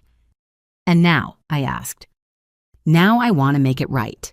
She stepped closer and I caught the scent of her perfume, something expensive and cloying. "We're family, Jamie. Your father loves this house. It's all he has left of your mother. It would break his heart to leave." There it was, the guilt card. "We could start over," she continued, gaining momentum. "I'll apologize to you properly publicly if you want. Madison will too. We'll pay more rent, $8,000, $9,000, whatever you think is fair. We'll give you the master bedroom. You'll be treated as the homeowner you are. The homeowner I am would have tenants who respect the property and the lease agreement," I pointed out. "We'll sign a new lease with any terms you want. No pets, I'll make Madison rehome the dogs. No business from the house. No parties. We'll be model tenants." She reached out as if to touch my arm, and I stepped back. Something flashed in her eyes, frustration maybe, or calculation. "Please," she said, trying another tactic. "Think about your father. He's not young anymore. The stress of moving, of starting over. And with the credit card situation, his credit is ruined. Who's going to rent to us?" "That's not my problem to solve." "But it could be," she pressed. "Let us stay and I'll take responsibility for the credit cards. I'll work with him to repair his credit. I'll get a full-time job, contribute properly. Madison too. We'll be the family you deserved all along." The promise rang hollow. 7 years of behavior couldn't be erased by desperation and pretty words. Where's this coming from, Patricia? The sudden change of heart. She drew herself up, perhaps sensing her emotional appeal wasn't working. "I spoke to my therapist last night," she said, producing tears again. "Emergency session. She helped me see how my own childhood trauma. My mother always favored my sister, made me recreate those patterns. I projected onto you, made you the scapegoat because I couldn't face my own insecurities." The therapy speak was almost impressive. She'd done her homework overnight, crafting a narrative that painted her as a victim of her own psychology, rather than a calculating manipulator. "Your therapist sounds insightful," I said dryly. "She is." Patricia latched onto this. "She wants to do family sessions, all of us working through this together, healing the wounds, building something better. Doesn't that sound wonderful?" "It sounds like something you should have considered 7 years ago." Her mask slipped again. "I'm trying here, Jamie. I'm humbling myself, admitting fault, offering to change. What more do you want?" "I want you out of my house." The words hung between us like a blade. Patricia's carefully constructed expression crumbled, replaced by something rawer. "You're really going to do this?" she said, disbelief coloring her tone. "You're really going to throw your own father out on the street because of petty resentments?" "I'm evicting tenants who violated their lease, changed my locks, and destroyed my property. The fact that one of those tenants happens to be my father is irrelevant to the legal facts." "Legal facts." Patricia's voice rose. "Is that all that matters to you? What about compassion? What about forgiveness? What about family? You should have thought about family when you called me the help, when you made me eat in the kitchen while you dined at my mother's table, when you charged me rent for an attic room in my own house while your daughter lived rent-free. People make mistakes. 7 years of consistent behavior isn't a mistake. It's a pattern. It's who you are." Patricia's face hardened, the last pretense of vulnerability disappearing. "Fine. You want to be vindictive? You want to destroy your relationship with your father? That's on you. But know this, he'll never forgive you. You're throwing away your only real family for what pride revenge. I'm reclaiming my home and my dignity. If that costs me a father who stood by while I was mistreated, then that's a price I've already paid." She stared at me for a long moment, perhaps finally understanding that no amount of manipulation would work. Then she straightened, pulling her designer armor back around herself. "You'll regret this," she said coldly. "When you're alone in this big house with no one but your self-righteousness for company, you'll regret it." "Maybe, but I'll be alone by choice, not because I've driven away anyone who won't serve me." Patricia turned on her heel, stalking toward the stairs. At the archway, she paused, looking back with pure venom in her eyes. "Your mother would be ashamed of you." The words were meant to wound, but they fell flat. I'd already faced that particular demon and found it toothless. "My mother," I said quietly, "would be ashamed of my father for marrying someone who treats her daughter like a servant. She'd be ashamed it took me 7 years to stand up for myself. But mostly, she'd be ashamed that the man she loved chose comfort over conscience, chose a new wife over his daughter's well-being." Patricia had no response to that. She disappeared upstairs, her footsteps heavy with defeat. I returned to the foyer, watching through the window as the movers continued their work. My phone buzzed a text from my father. "Patricia says she tried to make peace and you refused. I'm disappointed in you, Jamie. I thought I raised you better than this." I stared at the message, feeling the last threads of obligation fray and snap. Even now, even after everything, he took her version at face value. He couldn't see or wouldn't see the manipulation, the calculated performance, the desperation dressed up as remorse. I typed back, "She tried to manipulate me into letting you stay. There's a difference between peace and capitulation. I thought you knew me better than this." His response was immediate, "This is your final decision." "It is." "Then you're no daughter of mine." The words should have hurt more than they did. Instead, I felt only a tired sort of relief. He'd chosen his side, definitively burning the bridge I'd been hesitant to cross. I deleted his number from my phone. Outside, the movers loaded a couch. I didn't recognize something Patricia must have bought to replace my mother's comfortable old sofa. Good. Let her take every trace of herself from this place. Tomorrow evening, they would be gone. The house would be empty, wounded, but mine. I could begin the work of restoration, not just of the property, but of the life I'd put on hold for 7 years. Patricia's desperate gambit had failed. The masks had fallen. And for the first time in years, I felt truly free. That evening, as the rain continued its steady percussion against the windows, I heard footsteps on the narrow stairs leading to my attic room. They were heavier than Patricia's quick clicks or Madison stomping my father's measured tread, each step deliberate and careful. I was sitting on my bed sorting through belongings I'd need to take back to the hotel. The knock on my door was soft, almost hesitant.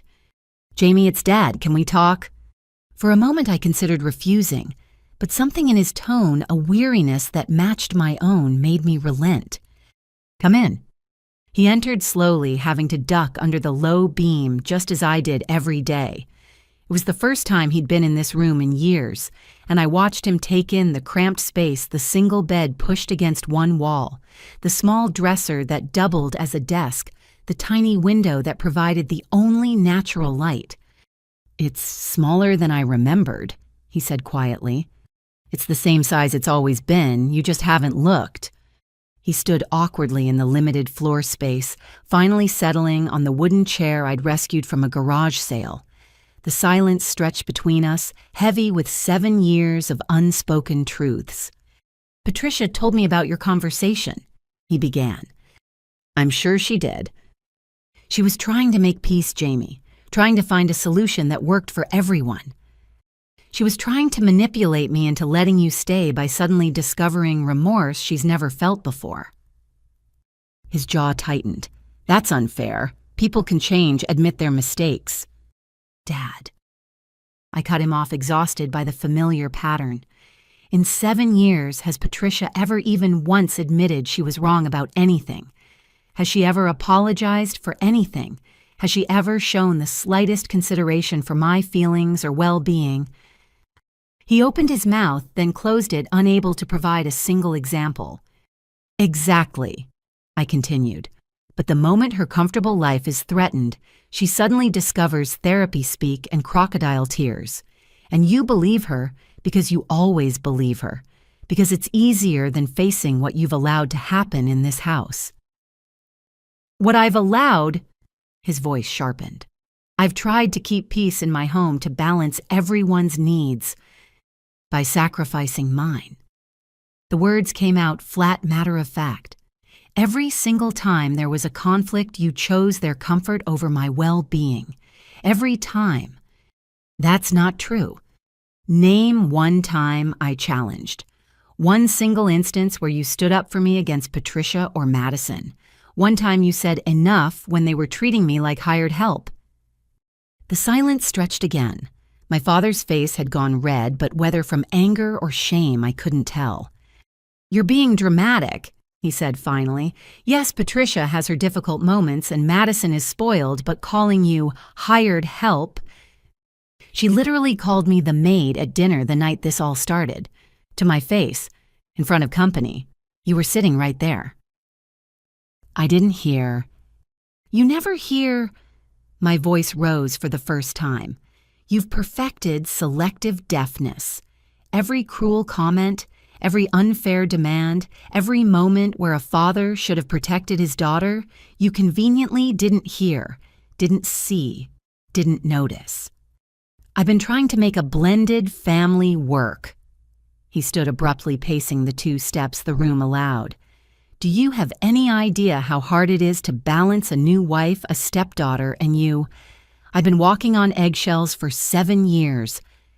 While I've been sleeping in an attic and paying rent in my own inherited house, we didn't know it was your house. Would that have made it acceptable?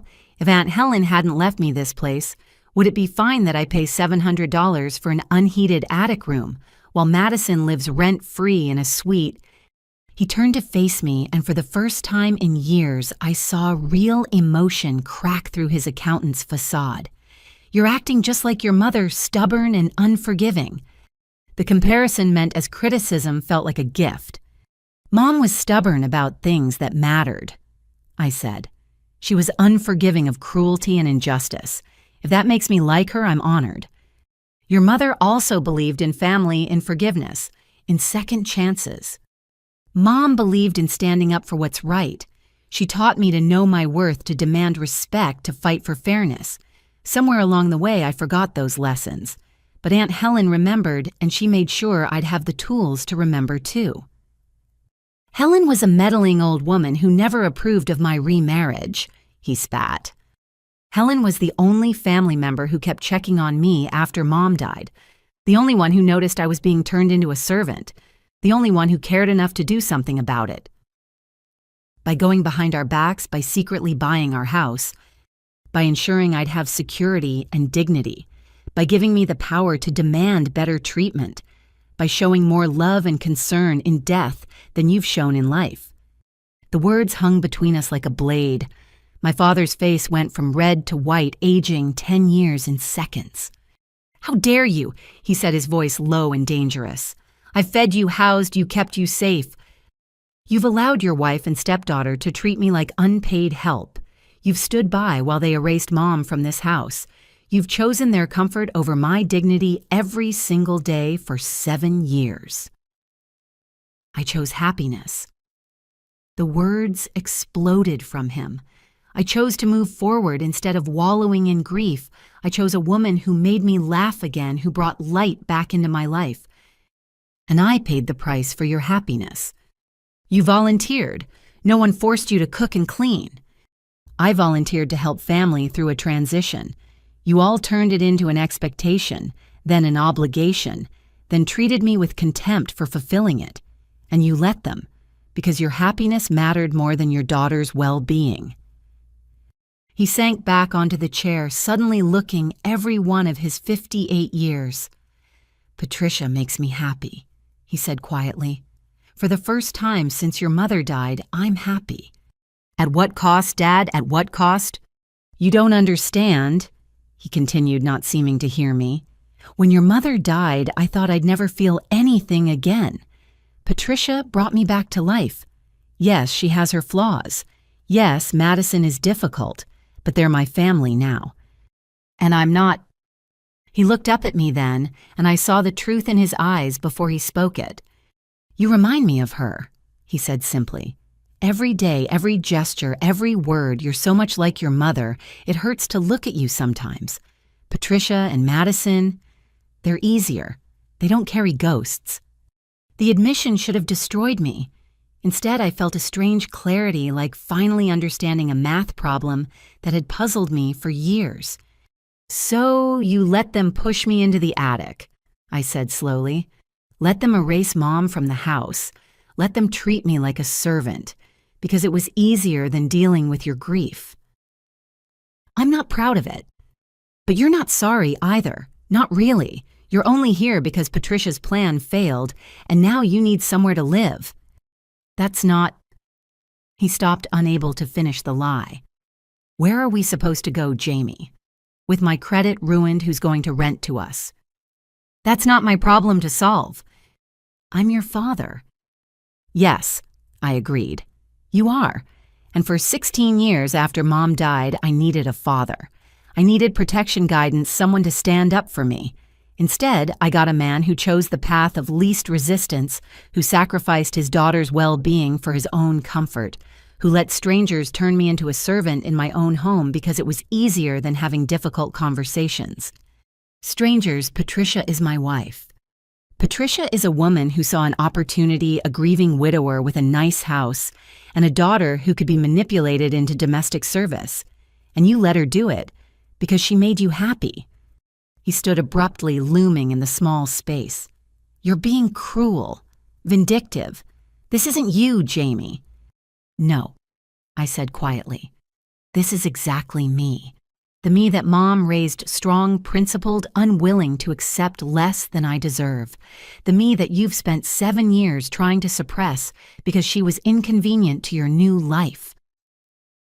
If you do this, he said, his voice hard, if you throw us out, we're done. I won't have a daughter who could be so heartless. Heartless. I almost laughed. Dad, I've cooked thousands of meals I wasn't invited to share. I've cleaned this house while being told I should be grateful for the privilege of paying rent. I've worked 12-hour shifts and come home to demands and criticism. I've given 7 years of my life to people who couldn't even say thank you. If anyone's heartless here, it's not me. He stared at me for a long moment, perhaps finally seeing the woman I'd become instead of the ghost he'd been avoiding. Your mother would be disappointed in you, he said, finally pulling out the same weapon Patricia had tried. Mom would be disappointed in both of us, I replied. Me for taking 7 years to stand up for myself. You for being the reason I had to. He turned toward the door, then paused. Is there anything I can say to change your mind? You could start with, I'm sorry. You could acknowledge what you've allowed to happen. You could take responsibility for your choices. You could act like a father instead of Patricia's enabler. The silence stretched. He couldn't say it. Even now, even with everything on the line, he couldn't admit fault, couldn't acknowledge the harm, couldn't choose his daughter over his comfort. Then we have nothing left to discuss, I said quietly. He left without another word, his footsteps heavy on the narrow stairs. I heard him speaking to Patricia below their voices, a low murmur of planning and recrimination. I sat on my small bed in my cold attic room surrounded by 7 years of compressed living and felt nothing. The father I'd been clinging to, the relationship I'd been trying to preserve it, had been dead for years. I'd just been too afraid to hold the funeral. But now I could bury it properly and move forward. Tomorrow they would all be gone. The house would be empty and wounded, but mine to heal. And maybe finally I could heal too. The rain had stopped. Through my tiny window, I could see stars emerging between the clouds. Somewhere up there, Mom and Aunt Helen were watching. I hoped they understood. I hoped they approved. Most of all, I hoped they knew that their lessons about strength, dignity, and self-worth had finally taken root, even if it had taken far too long to bloom. With only 5 days left on their eviction notice, Thanksgiving arrived like a storm cloud, heavy with the promise of disaster. Patricia, in what could only be described as a spectacular display of denial, had invited her entire extended family for dinner. She'd been planning this for weeks before the eviction notice, and apparently the small matter of being legally required to vacate the premises wasn't going to stop her from hosting. I'd taken the day off from work not to cook the elaborate feast I'd prepared for the past 7 years, but to protect my property and document any additional lease violations. I arrived at the house at 6 in the morning, finding it already bustling with activity. Patricia was in the kitchen directing Madison and 2 catering assistants she'd hired. The smell of turkey filled the air, competing with Patricia's sharp commands. Through the window, I could see rental chairs and tables being unloaded in the backyard despite the November cold. "What are you doing here?" Madison spotted me first, her voice dripping with hostility. She was wearing an apron that said, "Kitchen Princess." Ironic, considering I'd never seen her cook anything more complex than microwave popcorn. "Protecting my property," I said calmly, "and documenting continued lease violations." Patricia whirled around, brandishing a basting brush like a weapon.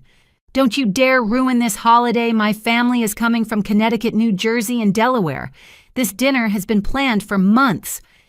Your eviction has been in effect for over a week. You're supposed to be packing, not party planning. It's Thanksgiving." Patricia's voice rose to a pitch that made the catering assistants exchange nervous glances.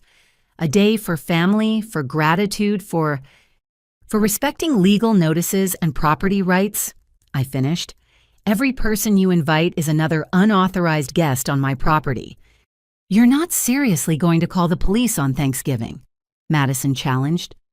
I pulled out my phone, showing them I had the non-emergency number ready. "Try me." The standoff might have continued, but the doorbell rang. Patricia's sister Vivian had arrived early, along with her husband Robert and their 3 teenagers. I watched Patricia's face cycle through panic defiance and finally a brittle determination. "Act normal," she hissed at Madison, plastering on a smile as she went to greet her guests. What followed was perhaps the most surreal Thanksgiving I'd ever experienced. I set up my laptop in the formal dining room, the room I'd been banned from using for 7 years, and began working on documentation while Patricia's family arrived in waves. Each new arrival was greeted with increasingly frantic cheer by Patricia, who was trying desperately to maintain the illusion that everything was fine. She told them nothing about the eviction, nothing about the credit card fraud, nothing about Madison's arrest. As far as they knew, this was just another family gathering at Patricia's lovely home. "Patricia, darling, the house looks wonderful," Vivian gushed, air-kissing her sister. "Though I don't remember this furniture. Did you redecorate?" Patricia's laugh was strained. "Just a few changes. You know me, always updating." What Vivian didn't know was that half the furniture was already sold or packed, replaced with rentals, to maintain appearances. The family photos had been removed from walls, leaving telltale clean squares on the paint. Boxes were hidden in closets, and the garage the detritus of a life being hastily dismantled. By noon, 23 members of Patricia's extended family had arrived. They filled the house with conversation and laughter, oblivious to the underlying tension. I remained in the dining room, visible but separate, a specter at their feast. "Who's that?" I heard Vivian's teenage daughter whisper. "She's just sitting there working on Thanksgiving." "That's Jamie," Madison replied, loudly enough for me to hear. "The tenant. She's being evicted for not paying rent, but she won't leave. We've had to call lawyers." The lie was so brazen I actually laughed out loud, drawing stares from the assembled family. Patricia appeared in the doorway, her face a mask of forced calm. "Jamie, could I speak with you privately?" "No," I said, simply returning to my documentation. "But feel free to tell your family the truth about why you're being evicted. Start with the illegal garage conversion, or Madison's arrest, or the credit card fraud." The dining room fell silent. Vivian looked between Patricia and me, confusion clear on her perfectly made-up face. "Evicted Patricia? What is she talking about?" "It's a misunderstanding," Patricia said quickly. "A silly dispute about her violating multiple terms of the lease agreement on this property which I own," I interjected calmly. including hosting this gathering without permission. You own... Robert Vivian's husband was a corporate lawyer, and his professional instincts kicked in immediately. Patricia, you told us you own this house. The silence that followed was deafening. Patricia's mouth opened and closed, but no sound came out. Madison tried to salvage the situation with her usual grace. She's lying. She's just a bitter tenant who... I pulled out my phone, displaying the deed. I inherited this property from my great-aunt Helen 3 months ago. They've been my tenants currently under eviction for multiple lease violations and criminal activity. Criminal. Vivian's voice went up an octave. Patricia, what is going on? And then, like a dam breaking, the truth began to spill out. Not from Patricia, who was still trying to spin damage control, but from the questions and observations of her family. Why were there boxes stacked in the hallway? Why was Madison's boyfriend not attending? Why did the dining room have clean squares where pictures should be? Where's Richard? Someone asked, and Patricia's composure finally cracked. He's not feeling well. He's upstairs resting. But I'd seen my father leave early that morning, presumably to avoid the dinner entirely. His car wasn't in the driveway, and his absence spoke volumes. The catered dinner proceeded with the bizarre quality of a play where half the actors had forgotten their lines. Patricia tried to maintain normalcy, ushering everyone to the backyard where the rental company had set up heated tents. But whispers followed in her wake, questions multiplying like cells dividing. I remained in the dining room, clearly visible through the French doors. My presence was a constant reminder that something was terribly wrong with Patricia's perfect Thanksgiving tableau.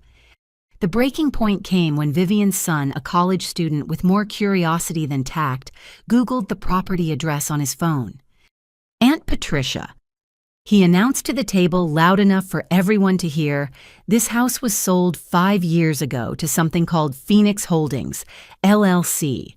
Public records show it's owned by someone named Jamie Richardson. Is that the woman inside? 23 pairs of eyes turned to Patricia, who had gone the color of her white linen napkins. Madison, in a spectacular display of poor judgment, chose that moment to explode. She's ruining everything, Madison shrieked, pointing at me through the glass doors. That vindictive witch inherited this place and decided to throw us out just to be cruel. We've lived here for 7 years, and she's evicting us because she's jealous that we're happy, and she's just a pathetic, lonely nurse who... Madison!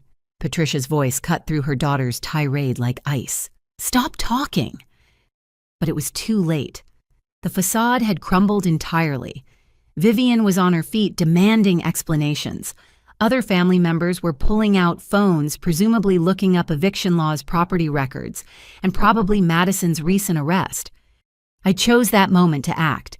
I walked calmly to the French doors and opened them, addressing the assembled group.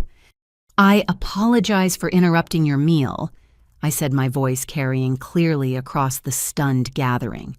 But I need to inform you all that this gathering is in violation of the eviction notice served on this property. Patricia and Madison have 5 days remaining to vacate. As the legal owner, I'm within my rights to ask you all to leave. You can't be serious, someone said. It's Thanksgiving.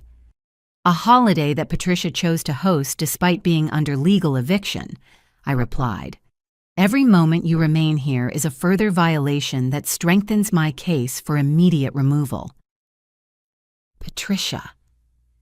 Vivian's voice was deadly quiet. You told me you owned this house. You've been telling me for years about your beautiful home, your successful life. What else have you been lying about? The question opened floodgates. As Patricia's family began demanding answers, the careful construction of her public image crumbled like wet sand. The jewelry business that was supposedly thriving operated at a loss from an illegally converted garage. Madison's social media career, 3,000 followers and no real income. The loving marriage, Richard was nowhere to be found on a major holiday. And who exactly are you? Robert the lawyer addressed me directly. I'm Richard's daughter, I said simply. I've lived in the attic room of this house for 7 years, paying rent to my father and Patricia, while working as a pediatric nurse. When I inherited this property, I discovered I'd been paying to live in my own house while being treated as unpaid domestic help. The attic. Vivian's voice was faint.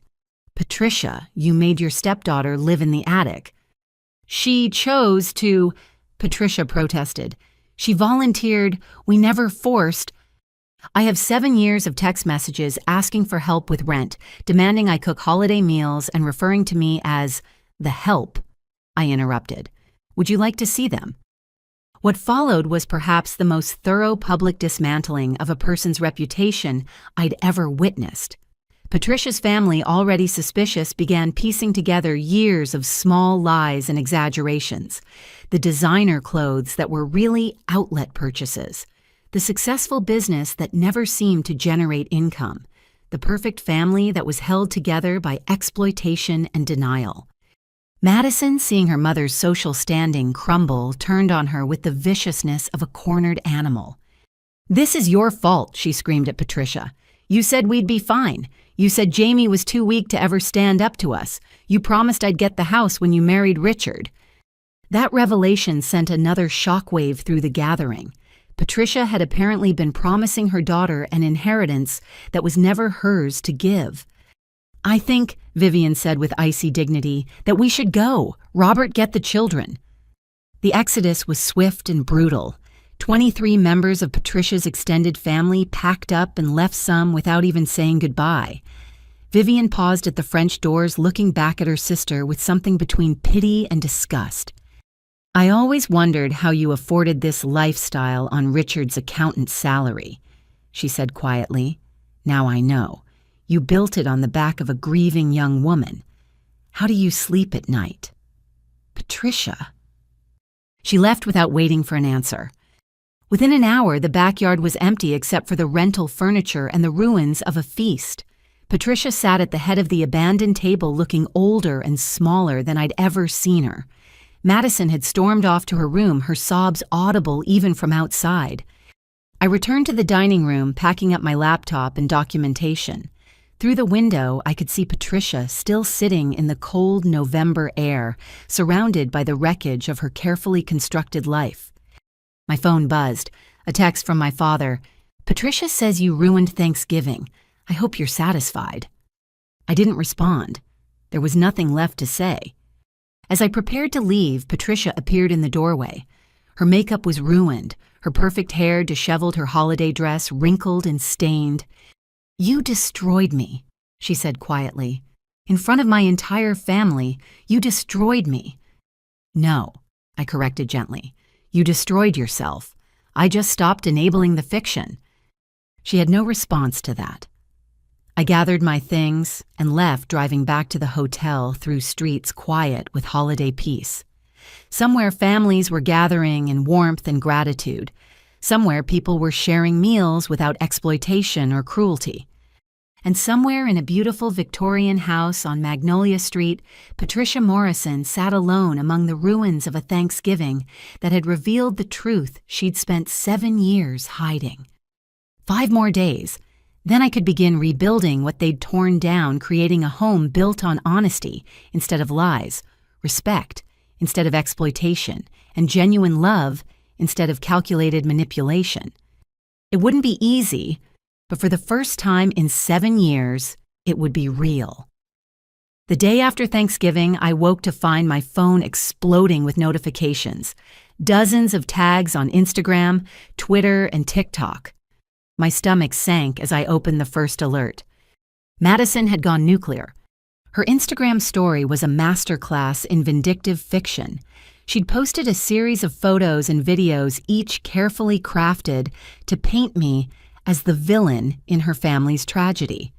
The first showed her tear-stained face with text overlay, "When your evil stepsister steals your childhood home and throws you out on the street." The video had already been viewed 12,000 times. I scrolled through the rest with growing disbelief. She'd posted photos of herself packing boxes, claiming I'd manipulated a dying old woman into leaving me the house. Another showed the Thanksgiving disaster's aftermath with the caption, "She even ruined our last family holiday in our home. Who does this?" But the worst was a TikTok video where she sobbed dramatically while packing her childhood memories. "I've lived in this house since I was 18. She wailed to the camera. "Every birthday, every Christmas, every important moment happened here. And now my stepsister, who we welcomed into our family, who we treated like a princess, is throwing us out because she's jealous of our happiness." The comments were brutal. Hundreds of people who didn't know the real story were attacking me. What kind of monster evicts family? Greed is so ugly. She'll die alone with her money. My nursing colleagues started texting confused and concerned. The hospital's HR department called someone had sent them Madison's posts claiming I was unfit to care for children if I could be so heartless to my own family. I called Mr. Hutchinson immediately. "I've seen them," he said before I could speak. "Screen record everything. This is defamation and we'll add it to our civil suit. Don't respond publicly. Let her dig her own legal grave." But Madison wasn't done. Throughout the day, she escalated her social media campaign. She posted what she claimed was security footage of me breaking in to change the locks, actually video of me entering my own house with my legal key. She shared screenshots of text messages supposedly from me, threatening them crude photoshops that wouldn't fool anyone who looked closely, but her followers weren't looking closely. The crescendo came that evening. Madison went live on Instagram, broadcasting from her room as she packed her life away. 3,000 viewers watched as she opened boxes, pulling out items with manufactured emotion. "This was my sweet 16 tiara," she said, holding up the rhinestone crown. "I wore it the night Dad, my stepfather, officially adopted me in his heart, if not legally. And now his biological daughter is making sure I can never feel that belonging again." The adoption lie was a new low. My father had never even discussed adopting Madison. She was 25 years old and had a living father who sent sporadic birthday cards and nothing else. But her audience ate it up. The viewer count climbed. Comments flooded, in many offering her places to stay money for a lawyer's sympathy for her plight. Someone started a GoFundMe, "Help Madison Save Her Childhood Home." It raised $2,000 in 3 hours before I could report it as fraudulent. I was documenting everything when I heard a car pull up outside the hotel. Through the window, I saw Madison's car, a BMW her mother had leased for her in the parking lot. She was here, at my hotel. I double-checked that my door was locked and called hotel security. "We have someone who may be planning to harass me," I explained. "She's my stepsister currently under eviction, and she's been posting defamatory content about me online." Security promised to monitor the situation. Within minutes, I heard commotion in the hallway. Madison's voice, loud and dramatic, carried through the door. "I just want to talk to my sister. I want to apologize. Why won't anyone help me reconcile with my family?" She was live streaming again. I could see it on my phone, the hotel hallway security approaching her tearful face, perfectly angled for maximum sympathy. "They won't even let me apologize," she sobbed to her audience. "I came here to make peace, to beg for forgiveness, and she's called security on me. Her own sister." Security firmly escorted her out, but the damage was done. The video went viral within hours. "Evil stepsister" started trending locally. Someone found my LinkedIn and posted it to Reddit. My professional headshot became a meme, the face of family betrayal. But Madison had made a crucial mistake. In her eagerness to destroy me, she'd been sloppy. The security footage she'd posted included clear timestamp data proving she'd changed the locks illegally. Her live streams showed undamaged property she'd claimed I'd destroyed. Most damning, she'd accidentally included a glimpse of the actual eviction notice in one video, contradicting her claims about the reasons for removal. Internet detectives started noticing inconsistencies. Why did she claim to have lived there since childhood, but earlier posts showed a different house? Why were there no photos of her in the home before age 18? How could someone who claimed to be homeless afford a BMW and designer clothes?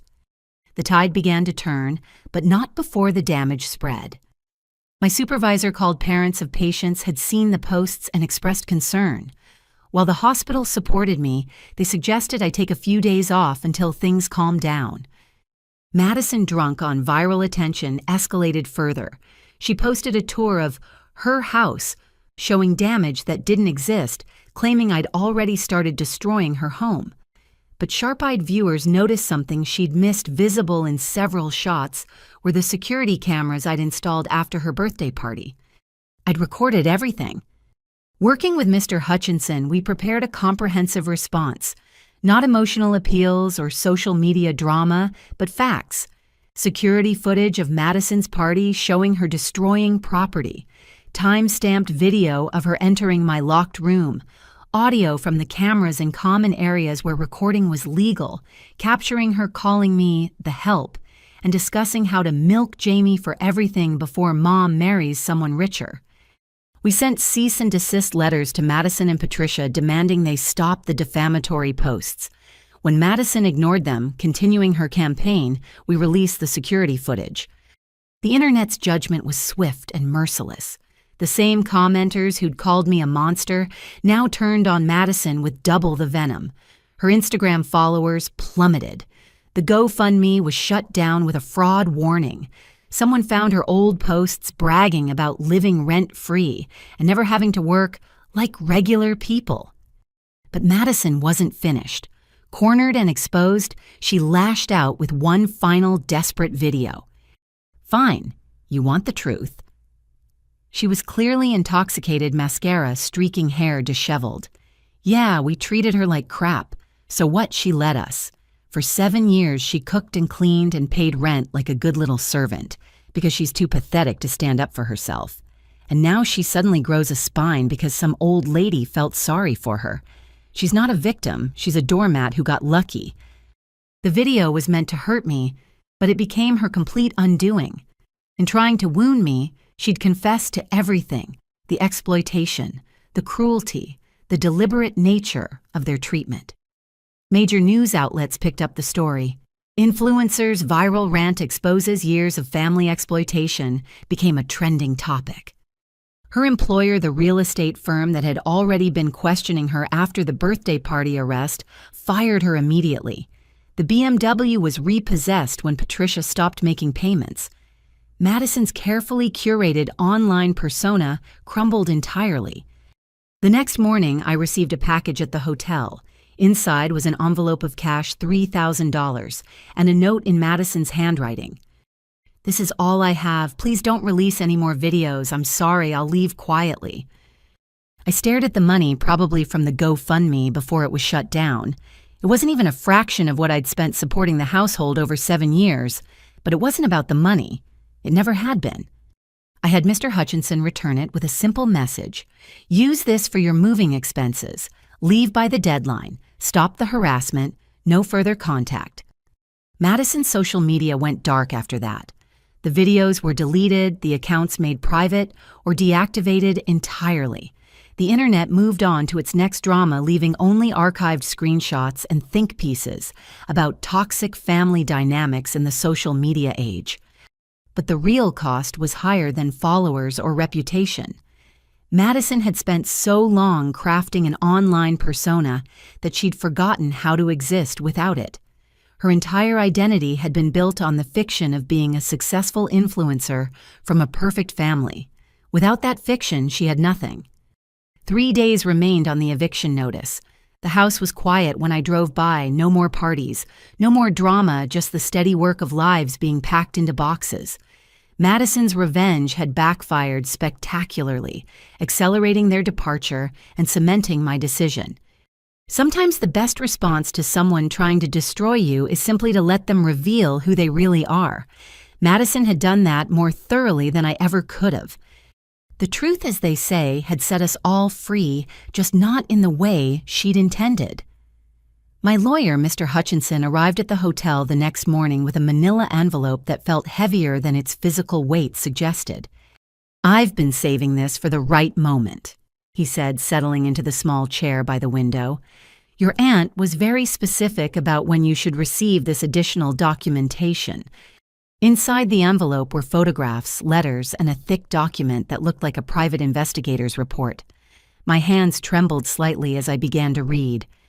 The first page was a letter in Aunt Helen's distinctive handwriting. My dearest Jamie, if you're reading this, then you finally stood up to them. I'm so proud of you, dear one. I know it wasn't easy. I know you probably feel guilty, but you need to know the truth about why I did what I did. 3 years ago, I hired a private investigator, not to spy, but to check on you. You'd stopped calling as often, and when you did, you sounded so tired, so defeated. What he found broke my heart and ignited my anger in equal measure. I looked up at Mr. Hutchinson.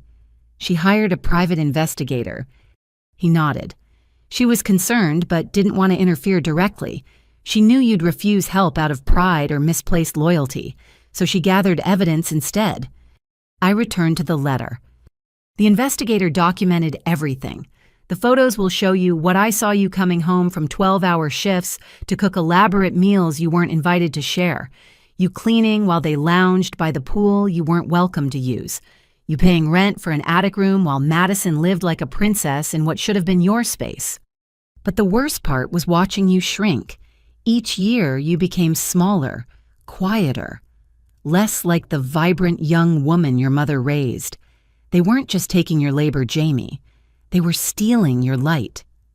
The photographs were damning, shot after shot of me carrying groceries while Patricia and Madison sat on the porch, me mowing the lawn in the summer heat while they sunbathed, me through the kitchen window at midnight still cleaning up from a dinner party I hadn't been invited to attend. One photo stopped me cold. It showed me sitting alone in my car in the hospital parking lot, clearly crying. The timestamp showed it was Christmas Eve 2 years ago, the night Patricia had told me not to join the family dinner because it would be awkward with Madison's boyfriend's family. These photos, I couldn't finish the sentence, were taken from public property or with permission from neighbors, Mr. Hutchinson assured me. Everything was legal and above board. Your aunt was very careful. The investigator's report was thorough and clinical. Subject Jamie Richardson exhibits signs of sustained emotional abuse and financial exploitation. Despite professional success, promoted to charge nurse, received multiple commendations, subject maintains subservient role in household. Family members demonstrate pattern of deliberate exclusion, excessive demands, and psychological manipulation. Of particular note, subject pays $700 a month for substandard accommodations, while comparable rooms rent for $300, $400 in same neighborhood. Subject provides approximately 30 to 40 hours weekly of unpaid domestic labor, valued at $600, $800 a week. Total estimated financial exploitation, $75,000, $100,000 over observation period. Aunt Helen's letter continued.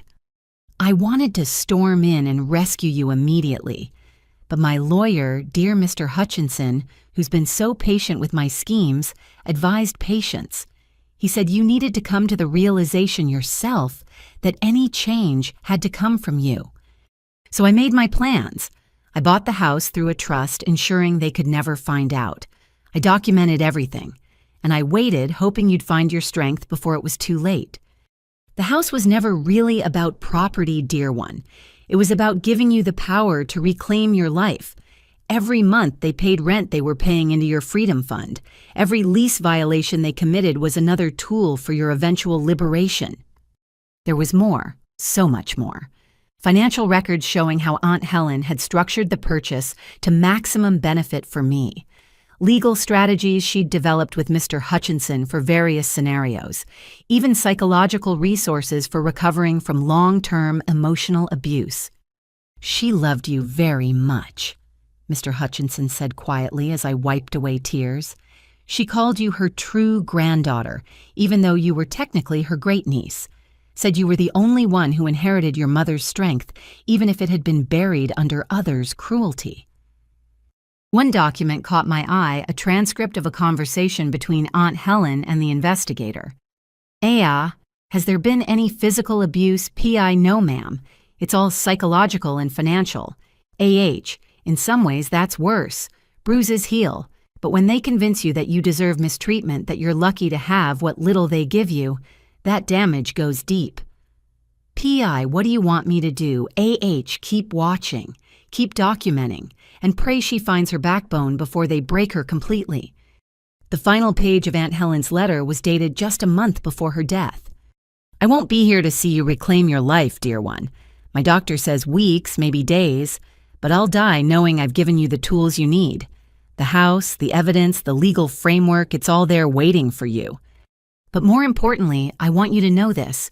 You are not what they've made you believe. You are not the help. You are not a burden. You are not lucky to have that cold attic room.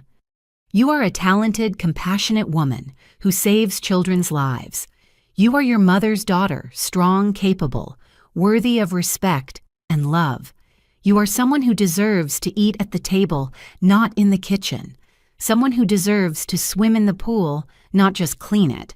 Someone who deserves to live, not just exist. They will call you cruel when you finally stand up. They will say you're vindictive, ungrateful, heartless. They will try every manipulation they know. Do not listen. Do not waver. Do not let them steal one more day of your life. And when you finally sit in your dining room, in your house, living your life, toast a glass to your old Aunt Helen. I'll be watching with your mother and will be so very proud. All my love, Aunt Helen. P.S. Check the attic crawl space behind the old wardrobe.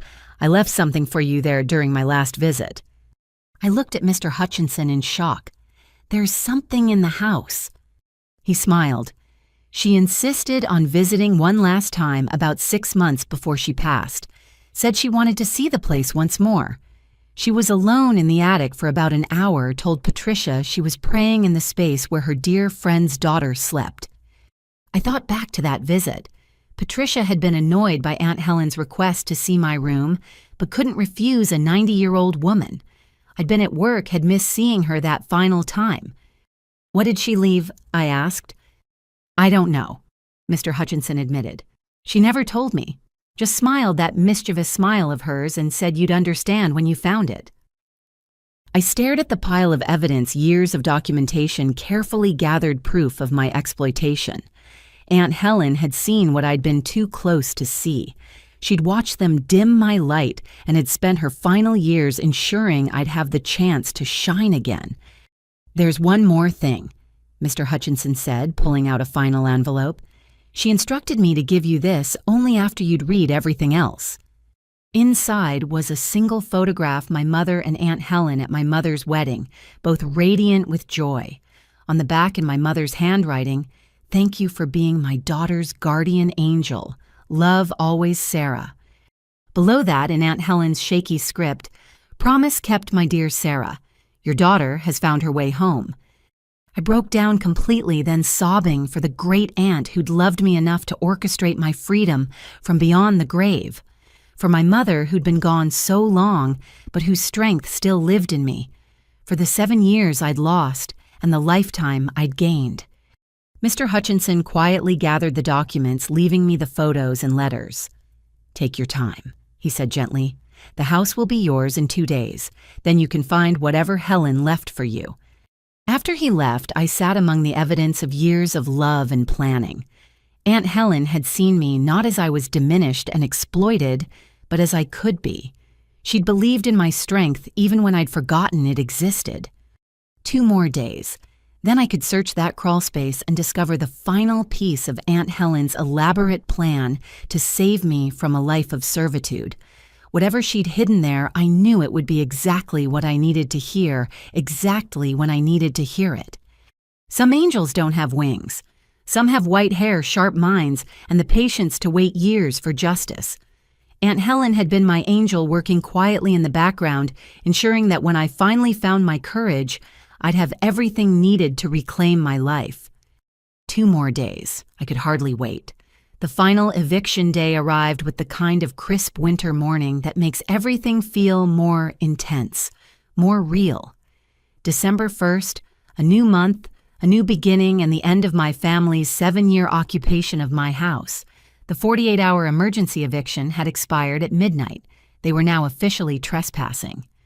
I arrived at 8 in the morning with the sheriff's department, a locksmith, and a professional moving crew I'd hired to remove any belongings they'd left behind.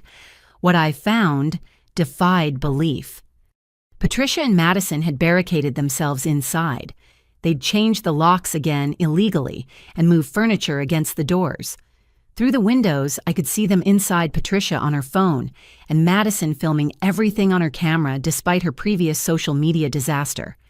They were served proper notice. The Sheriff Deputy Harrison confirmed after reviewing the paperwork. "This is criminal trespass now. We'll handle it." But before he could act, the front door opened. Patricia emerged dressed in a business suit as if heading to court with Madison, behind her wearing sunglasses despite the overcast sky. They were both holding signs. Patricia's read, "Unlawful eviction, elder abuse." Madison's proclaimed, "Housing is a human right." Behind them, they'd assembled what looked like a makeshift protest. 3 of Patricia's friends from her jewelry-making circle stood on the porch with their own signs. Someone had alerted local media a news van pulled up just as we arrived. "This is an illegal eviction," Patricia announced loudly, clearly playing to the cameras. "I am 55 years old, being thrown out of my home of 7 years by a vindictive landlord who happens to be my stepdaughter. This is elder abuse and discrimination." Deputy Harrison looked at me with raised eyebrows. "Ma'am, are you seriously claiming elder abuse?" "I have a heart condition," Patricia declared, clutching her chest dramatically. "The stress of this vengeful eviction could kill me. My doctor says I need stability." From my bag, I produced a file Mr. Hutchinson had prepared for exactly this scenario. "Here's the lease agreement she signed the legal eviction notice served 21 days ago. The emergency eviction granted due to criminal behavior and documentation of multiple lease violations, including an arrest on the property." The deputy reviewed everything while Patricia continued her performance for the growing crowd of neighbors and media. "We've lived here 7 years," she cried out. "We've made this a home, and now right before Christmas she's throwing us out because we couldn't afford a rent increase." "There was no rent increase," I told the deputy quietly. "They're being evicted for cause." Madison had started live streaming again, narrating to her phone, "Day of our illegal eviction. The cops are here to throw us out like trash. This is what happens when family turns on family." The reporter from the news van approached, microphone extended. "Can you comment on the situation?" I was about to decline when Mr. Hutchinson's car pulled up. He emerged carrying a box of documents, having anticipated this final stand. "I represent the property owner," he announced with authority that made everyone pay attention. "Ms. Morrison and Ms. Madison are trespassers who've exhausted all legal remedies. They've been properly evicted for multiple lease violations, including operating an illegal business, unauthorized renovations that created safety hazards, and criminal activity, resulting in arrest." "What criminal activity?" the reporter asked, sensing a story. "Ms. Madison was arrested for hosting a party that resulted in property damage and multiple citations for underage drinking," Mr. Hutchinson said calmly. "She changed the locks illegally, barring the owner from her own property. Would you like to see the police reports?" The tide was already turning, but Patricia wasn't finished. She suddenly collapsed onto the porch, clutching her chest. "My heart," she gasped. "The stress, call an ambulance." Madison dropped her phone, rushing to her mother. "Mom, oh my God, she's having a heart attack. You're killing her." She pointed at me accusingly. "You're literally killing my mother." Deputy Harrison called for paramedics while I remained calm. I'd seen enough medical emergencies to recognize performance versus reality. Patricia's breathing was even her color good, her clutching theatrical, rather than distressed. The paramedics arrived within minutes, checking Patricia's vitals with professional efficiency. "Ma'am, your heart rate is slightly elevated but well within normal ranges," one reported. "Your blood pressure is actually excellent. Are you experiencing any actual chest pain?" "It comes and goes," Patricia said weakly, eyes darting to the cameras. "We should transport you for evaluation," the paramedic said, following protocol, "just to be safe." "But my house—" "Ma'am, if you're having a cardiac event, we need to get you to the hospital immediately." Caught in her own performance, Patricia had no choice but to be loaded into the ambulance. Madison tried to use this as leverage. "You see," she announced to the cameras, "my mother is being taken to the hospital because of this cruel eviction. We're not leaving. We're staying right here until—" Miss Deputy Harrison interrupted. "You're trespassing. You have two choices: leave voluntarily now or be arrested." Madison's bravado crumbled, but my mom is receiving medical attention, which she apparently needs due to a pre-existing condition, not today's events. Now what's it going to be? The cameras captured it all. Madison's face cycling through defiance, fear, and finally defeat. Her previous arrest had taught her that handcuffs weren't worth the Instagram content. "Fine," she spat, "but I need time to pack. You had 21 days. I said, speaking publicly for the first time. Plus an additional 48 hours after the emergency eviction. You chose to spend that time on social media and fake protests instead of packing. I turned to the reporter who was avidly recording everything. For 7 years, I paid rent for an attic room in my own inherited house while being treated as unpaid domestic help. I cooked, cleaned, and maintained this property while being excluded from family meals and told I should be grateful for the opportunity to serve. When I inherited this house and asked them to either treat me with respect or leave, they chose to leave. Everything else has been their attempt to avoid consequences for their choices." "That's a lie," Madison shrieked, but even she seemed to realize how hollow it sounded. The professional movers I'd hired began their work under the sheriff's supervision. They carefully packed belongings into boxes, labeled everything, and loaded it onto trucks bound for a storage facility. I'd paid for 1 month of storage, more than I was legally required to do, to give them time to collect their things. Madison followed the movers, filming and narrating dramatically.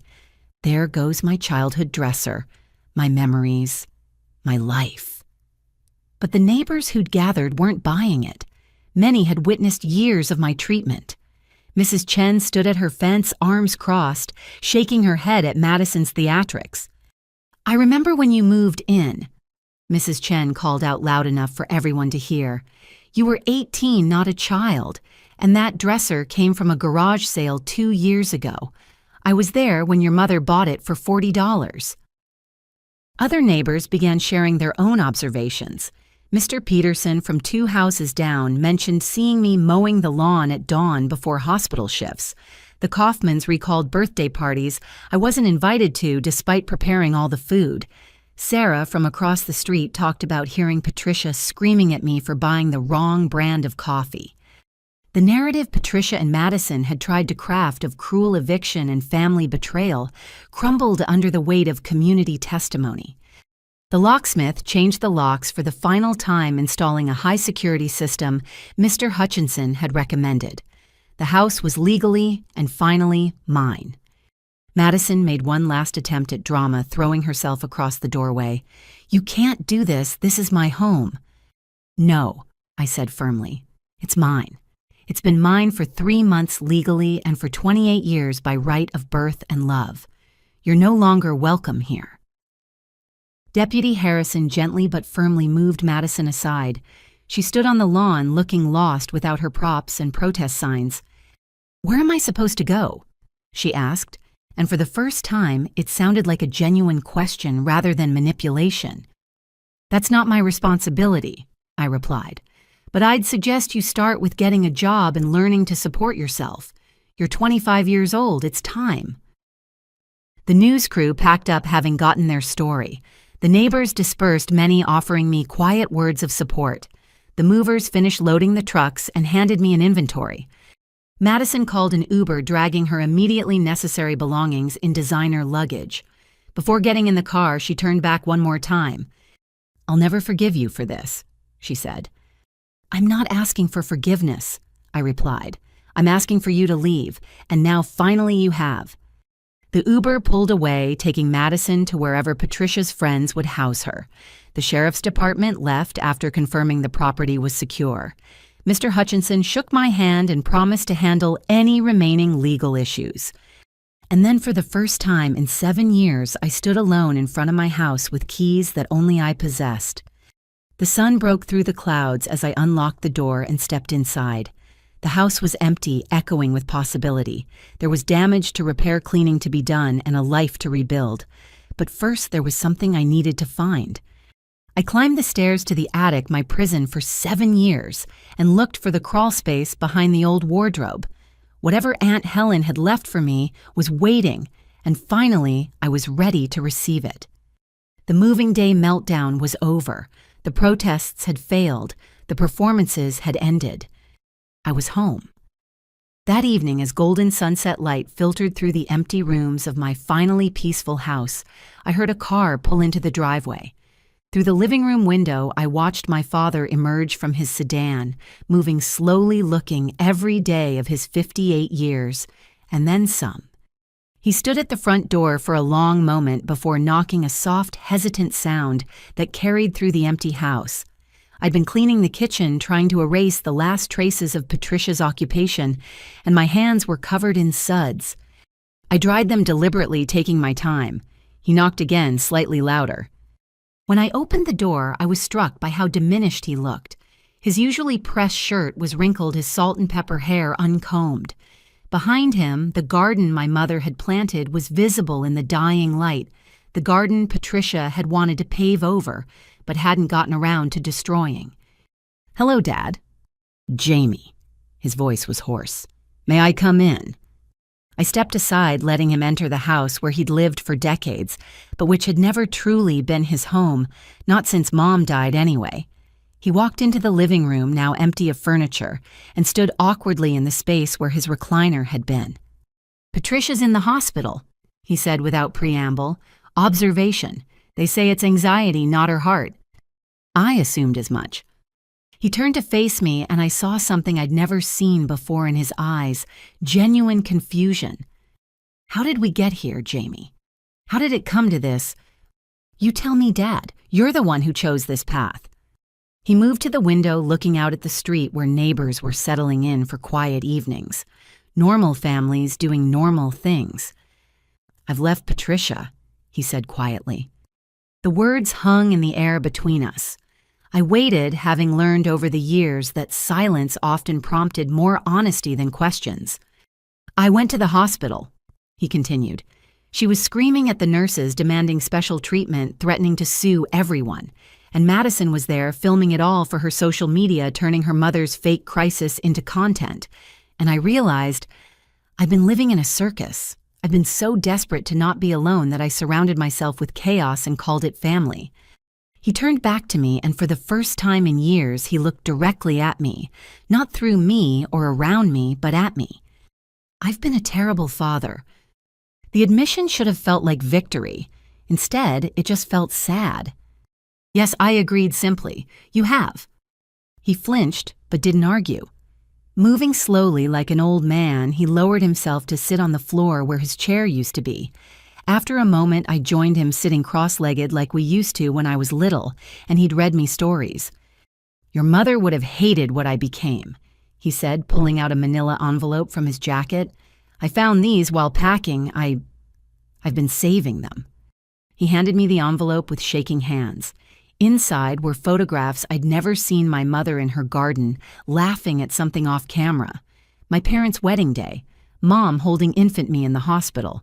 But there were also letters in her handwriting recipes. She'd collected cards she'd made for various holidays. "Patricia made me put them away," he admitted. "Said it wasn't healthy to keep shrines to the dead. But I couldn't throw them out. I kept them in my office, hidden in tax files where she'd never look." I touched a photo of my mother, feeling closer to her than I had in years. "Why show me these now?" "Because I finally understand what I lost. Not just your mother, I lost her daughter too. I was so focused on not being alone that I pushed away the one person who actually mattered. It took you 7 years to figure that out." He rubbed his face with both hands. "I'm a coward, Jamie. I've always been a coward. When your mother got sick, I threw myself into work because I couldn't handle watching her fade. After she died, I couldn't handle your grief on top of mine, so I withdrew. When Patricia came along, she was easy. She didn't remind me of loss. She didn't carry ghosts. She was shallow and materialistic and exactly what I thought I needed. And I was the price you paid for that comfort. Yes. The word came out broken. I told myself I was providing stability, keeping the peace, but I was just choosing the path of least resistance. Every time Patricia criticized you, every time Madison treated you badly, every time you ate alone in the kitchen, I knew it was wrong. But speaking up would have meant conflict, and conflict would have meant possibly losing my buffer against loneliness. We sat in silence as darkness filled the empty room. Somewhere upstairs, the old house creaked and settled, making the sounds that had been my only company for so many nights. "I don't expect forgiveness," he said finally. "I haven't earned it, but I need you to know that I see it now. All of it. The way you kept Mom's memory alive through her recipes while I let Patricia erase her from the walls. The way you maintained her garden while I stood by as Patricia planned to destroy it. The way you became the woman your mother would have been proud of while I became a man she wouldn't recognize. What do you want from me, Dad?" He struggled to his feet, looking around the empty room. "Nothing. I have no right to want anything from you. I needed to tell you the truth, and to give you these." He gestured to the photos. They belong with someone who actually loved her. He moved toward the door, then stopped. From his pocket, he pulled out a small velvet box. "One more thing. This was your mother's. I should have given it to you years ago, but Patricia said—" He shook his head. "It doesn't matter what Patricia said." I opened the box. Inside was my mother's engagement ring, a simple solitaire diamond in an antique setting. I'd asked about it after she died, but Dad had said it was in the safety deposit box. Another lie to keep the peace. "She wanted you to have it," he said quietly. "Told me before she died. Said when you found someone who loved you the way you deserved to be loved, you should wear it, or reset it, or sell it, whatever brought you joy. She just wanted you to have the choice." Tears blurred my vision. All these years while I'd been serving meals in my mother's kitchen, her ring had been hidden away because Patricia didn't want reminders of the first wife. "Patricia never knew I kept it," he added. "One small rebellion in 7 years of capitulation." I slipped the ring onto my right hand. It fit perfectly. My father moved to the door again, pausing at the threshold. "I'm staying at the extended stay on Riverside, trying to figure out what comes next. I know I have no right to ask, but could you let me know you're okay sometimes? A text, an email, anything. Not for me. I know I don't deserve that. But your mother. I promised her I'd take care of you, and I failed so completely. At least let me know you're thriving despite my failures." I looked at this broken man who'd chosen comfort over courage for 7 years. Part of me wanted to rage at him to list every moment he'd failed me. But what would be the point? He already knew. It was written in every line on his face, every slump of his shoulders. "I'll think about it," I said finally. He nodded, accepting that was more than he deserved. "I love you, Jamie. I know I haven't shown it. I know words are cheap after years of silence. But I do love you, and I'm proud of who you've become. Your mother raised you right in those 12 years she had. I just wish I'd had the strength to continue her work." He left then, walking to his car like a man carrying stones. I watched from the doorway as he drove away, tail lights disappearing into the darkness.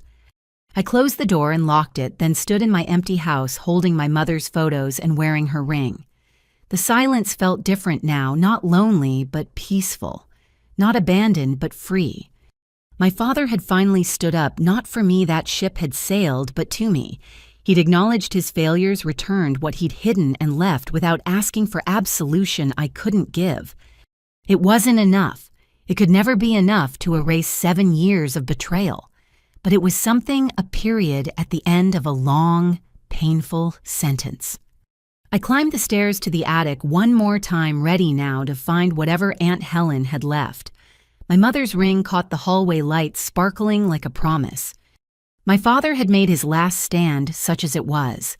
Now it was time for my life to truly begin. Within a month, the transformation was complete. What had once been a house filled with tension and servitude had become a home that breathed with new life and possibility. The illegal garage conversion Patricia had created for her jewelry business became my art studio. I'd forgotten how much I loved to paint. 7 years of exhaustion had buried that joy, along with so many others. Now canvases lined the walls, and northern light flooded through the new windows I'd had installed properly with permits and everything. Madison's former party room in the basement was now a library. Floor-to-ceiling bookshelves held not just my nursing textbooks, but all the novels I'd been too tired to read, all the poetry I'd been too numb to feel. A comfortable reading chair sat by the window, and I'd actually used it, imagine that, sitting still in my own house without guilt. The real transformation, though, was in the business I'd started. 2 bedrooms now served as Airbnb rentals, decorated with a mix of modern comfort and vintage charm that honored the house's history. The basement apartment, once Madison's overflow closet, had been converted into a beautiful rental unit. A young couple, both teachers, had moved in and filled the space with warmth and gratitude that made me realize how starved I'd been for basic human kindness. "You're sure about the rent?" Melissa had asked when they'd first viewed the apartment. "It's below market rate for this neighborhood." I'm sure I'd told them. I'd rather have good tenants who appreciate the space than maximize profit. They'd brought me cookies the first week and invited me to dinner the second. After 7 years of cooking for people who couldn't be bothered to include me sitting at their table, while Tom told funny stories about his 5th graders, felt like a miracle. The Airbnb had taken off faster than I'd expected. The Victorian's character, combined with its location, and my mother's garden now restored to its former glory, made it popular with visitors.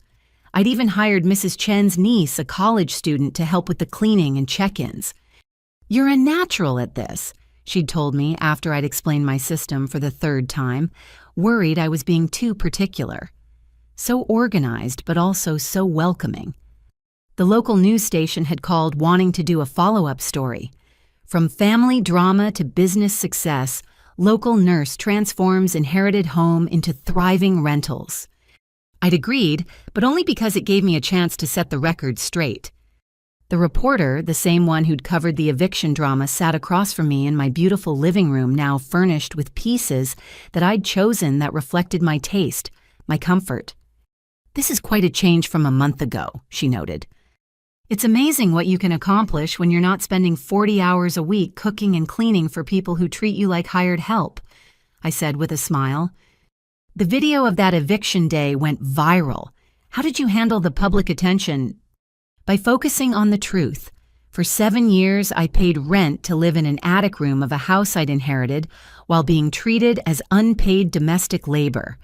When I finally stood up for myself, they tried to paint me as the villain.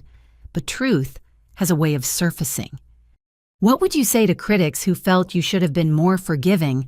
It was family, after all." I'd thought carefully about my answer.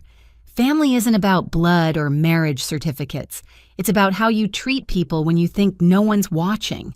For 7 years, my stepfamily showed me exactly who they were. Believing them was the healthiest thing I ever did. The segment aired the week before Christmas. The response was overwhelming messages of support from other people who'd been trapped in toxic family situations, seeing my story as inspiration for their own liberation. But the sweetest victory came in smaller moments: cooking dinner in my kitchen and eating it at my dining room table, swimming in my pool on a hot day without asking permission, sitting in my living room reading a book without someone demanding I fetch them something. The financial success was gratifying. Between the rentals and my nursing salary, I was more secure than I'd ever been. But the emotional success was priceless. I'd reclaimed not just my house, but my life. One evening, as I was painting in my studio, I heard a knock on the door. Through the peephole, I saw Madison's former co-worker from the real estate firm. "Hi, Jamie, I'm Sienna. I worked with Madison. I was wondering if you had a moment." Curious, I let her in. She looked around the renovated space with obvious admiration. "This is beautiful. So different from before." "Thank you. How can I help you?" "Actually, I was hoping I could help you. I saw the news segment about your rental business. I specialize in property management for small landlords. I wondered if you might need assistance as you grow. We talked for an hour.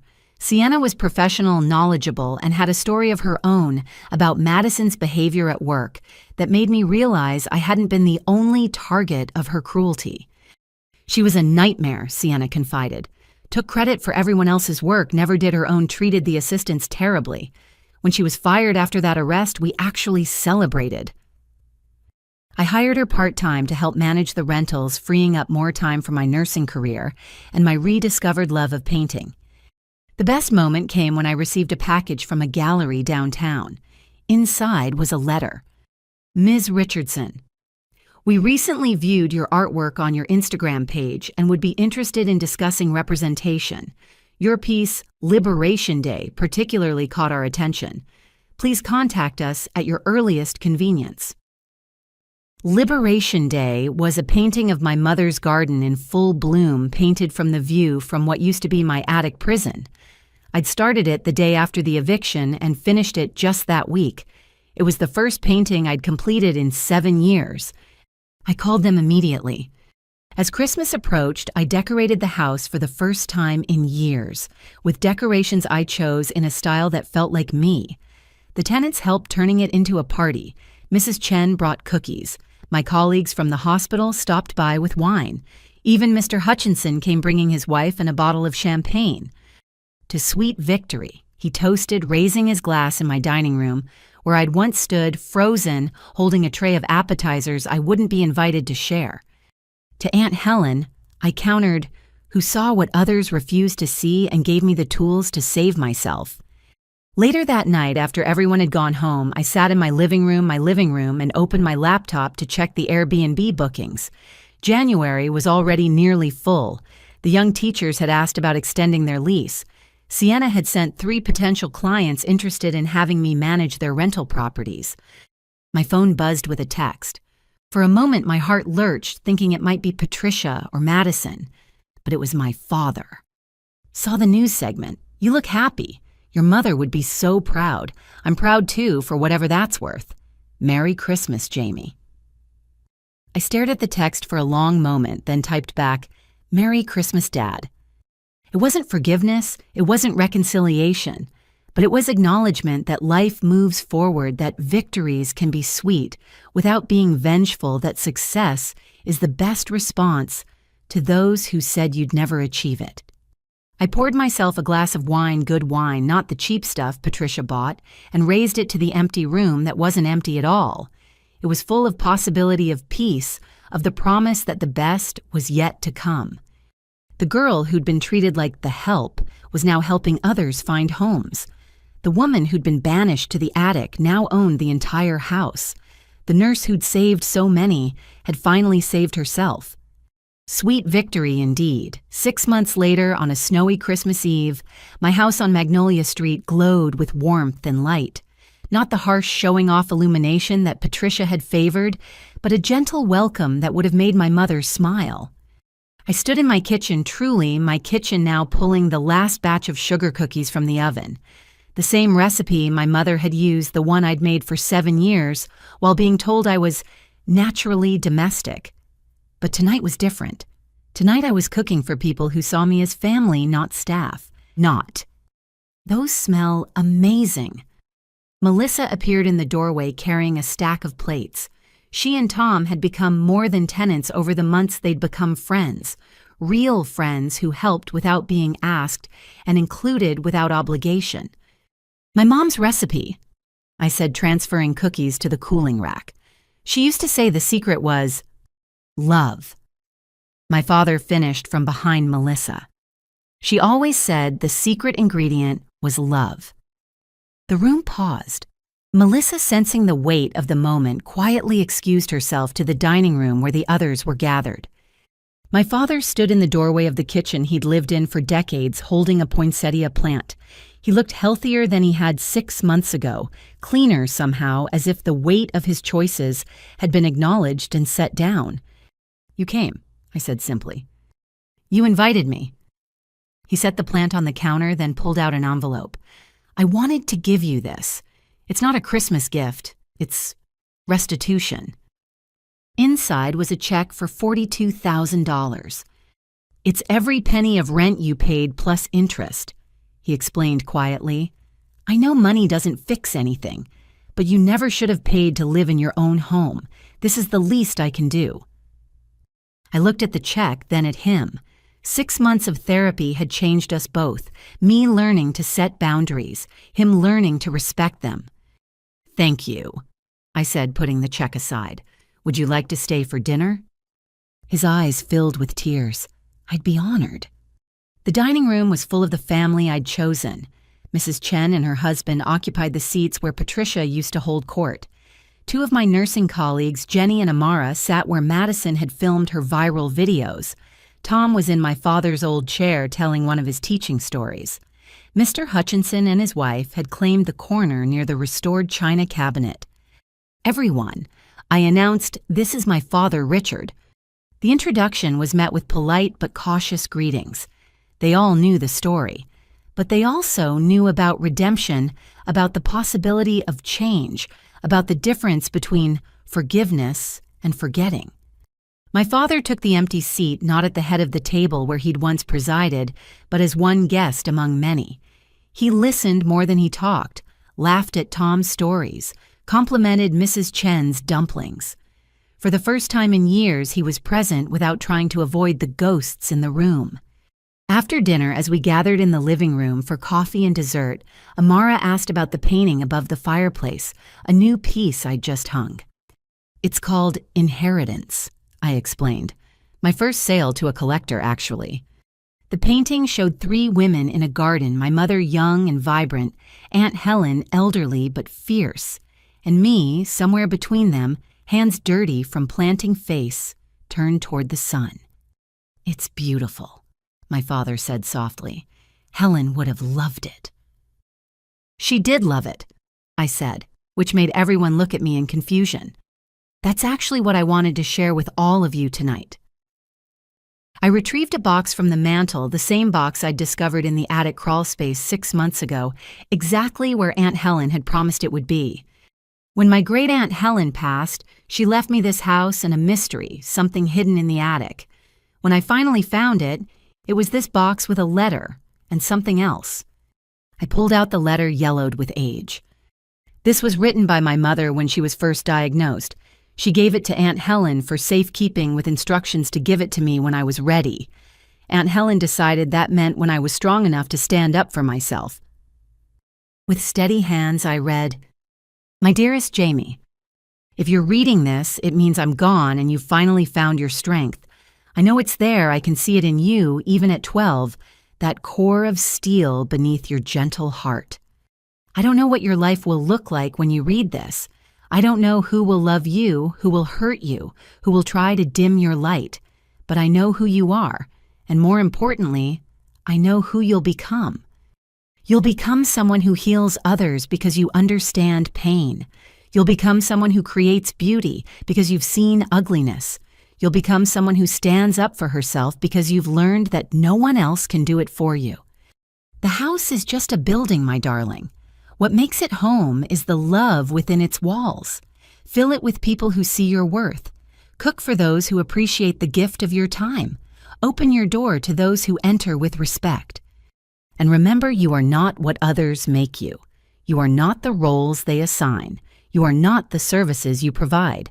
You are my daughter Helen's grandniece and your own woman. Be brave, my darling. Be kind, but most of all, be free. All my love, Mom.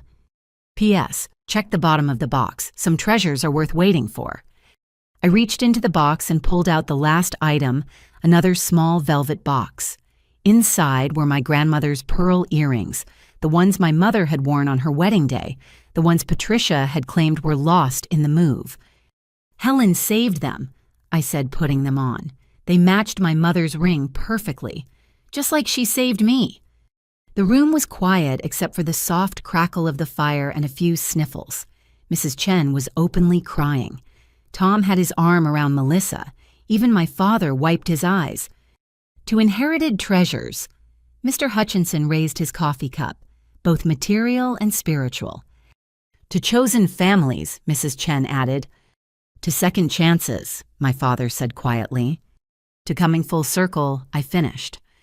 We toasted with coffee and cookies, the room full of warmth that had nothing to do with the fire.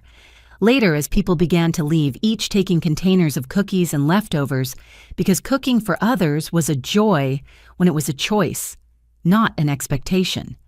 My father lingered. I know I can't undo the past, he said, but I want you to know I see you now.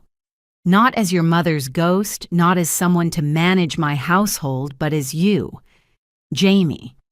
My daughter who saves lives and paints beauty and turned pain into purpose. It's a start, I said. Healing isn't instant, but it's a start. He nodded, understanding. As he left, he turned back one more time. The house looks beautiful, like it did when she was alive, but somehow also entirely yours. After everyone had gone, I stood in my living room wearing my grandmother's pearls and my mother's ring, surrounded by the echoes of genuine laughter and real love. The girl who'd once served dinner she wasn't invited to share had just hosted Christmas Eve for the family she'd chosen and who had chosen her in return. Through the window, snow continued to fall on Magnolia Street, blanketing the world in fresh possibility. Somewhere, Patricia was probably still complaining about the injustice of consequences. Madison was likely crafting another social media persona, another fiction to replace the one that had crumbled. But here in this house, that had seen so much pain and finally witnessed joy, I was exactly where I belonged. Not in the attic, not in the kitchen, not on the margins of other people's lives, but at the center of my own story, surrounded by people who saw my worth not in what I could do for them, but in who I was. The circle was complete. The girl who'd lost her mother had found her strength. The woman who'd been called the help had helped herself. And the house that had been a prison had become a sanctuary not just for me, but for everyone who entered with love and left with cookies. As I turned off the lights and headed to bed in the master bedroom now, because why shouldn't I have the best room in my own house, I whispered a thank you to the two women who'd made this possible. My mother, who'd planted the seeds of strength, and Aunt Helen, who'd made sure they had room to grow. Tomorrow was Christmas. There would be more gatherings, more laughter, more life lived fully and freely. But tonight, in the quiet of my reclaimed home, I was simply grateful. The inheritance had never really been about the house. It had been about the chance to choose my own life. And what a beautiful life it had become. Dear readers, if you've stayed with Jamie's journey this far, thank you. Have you ever had to stand up to family members who took advantage of your kindness? Sometimes the hardest battles are with those who should love us most. If this story resonated with you, please share it with someone who might need to hear that it's never too late to reclaim your life. Like and subscribe if you believe everyone deserves to eat at the table, not serve it. And comment below with your own stories of finding strength in difficult family situations. Your experiences might help someone else find their courage. From my home to yours, may you always know your worth and never settle for less than you deserve.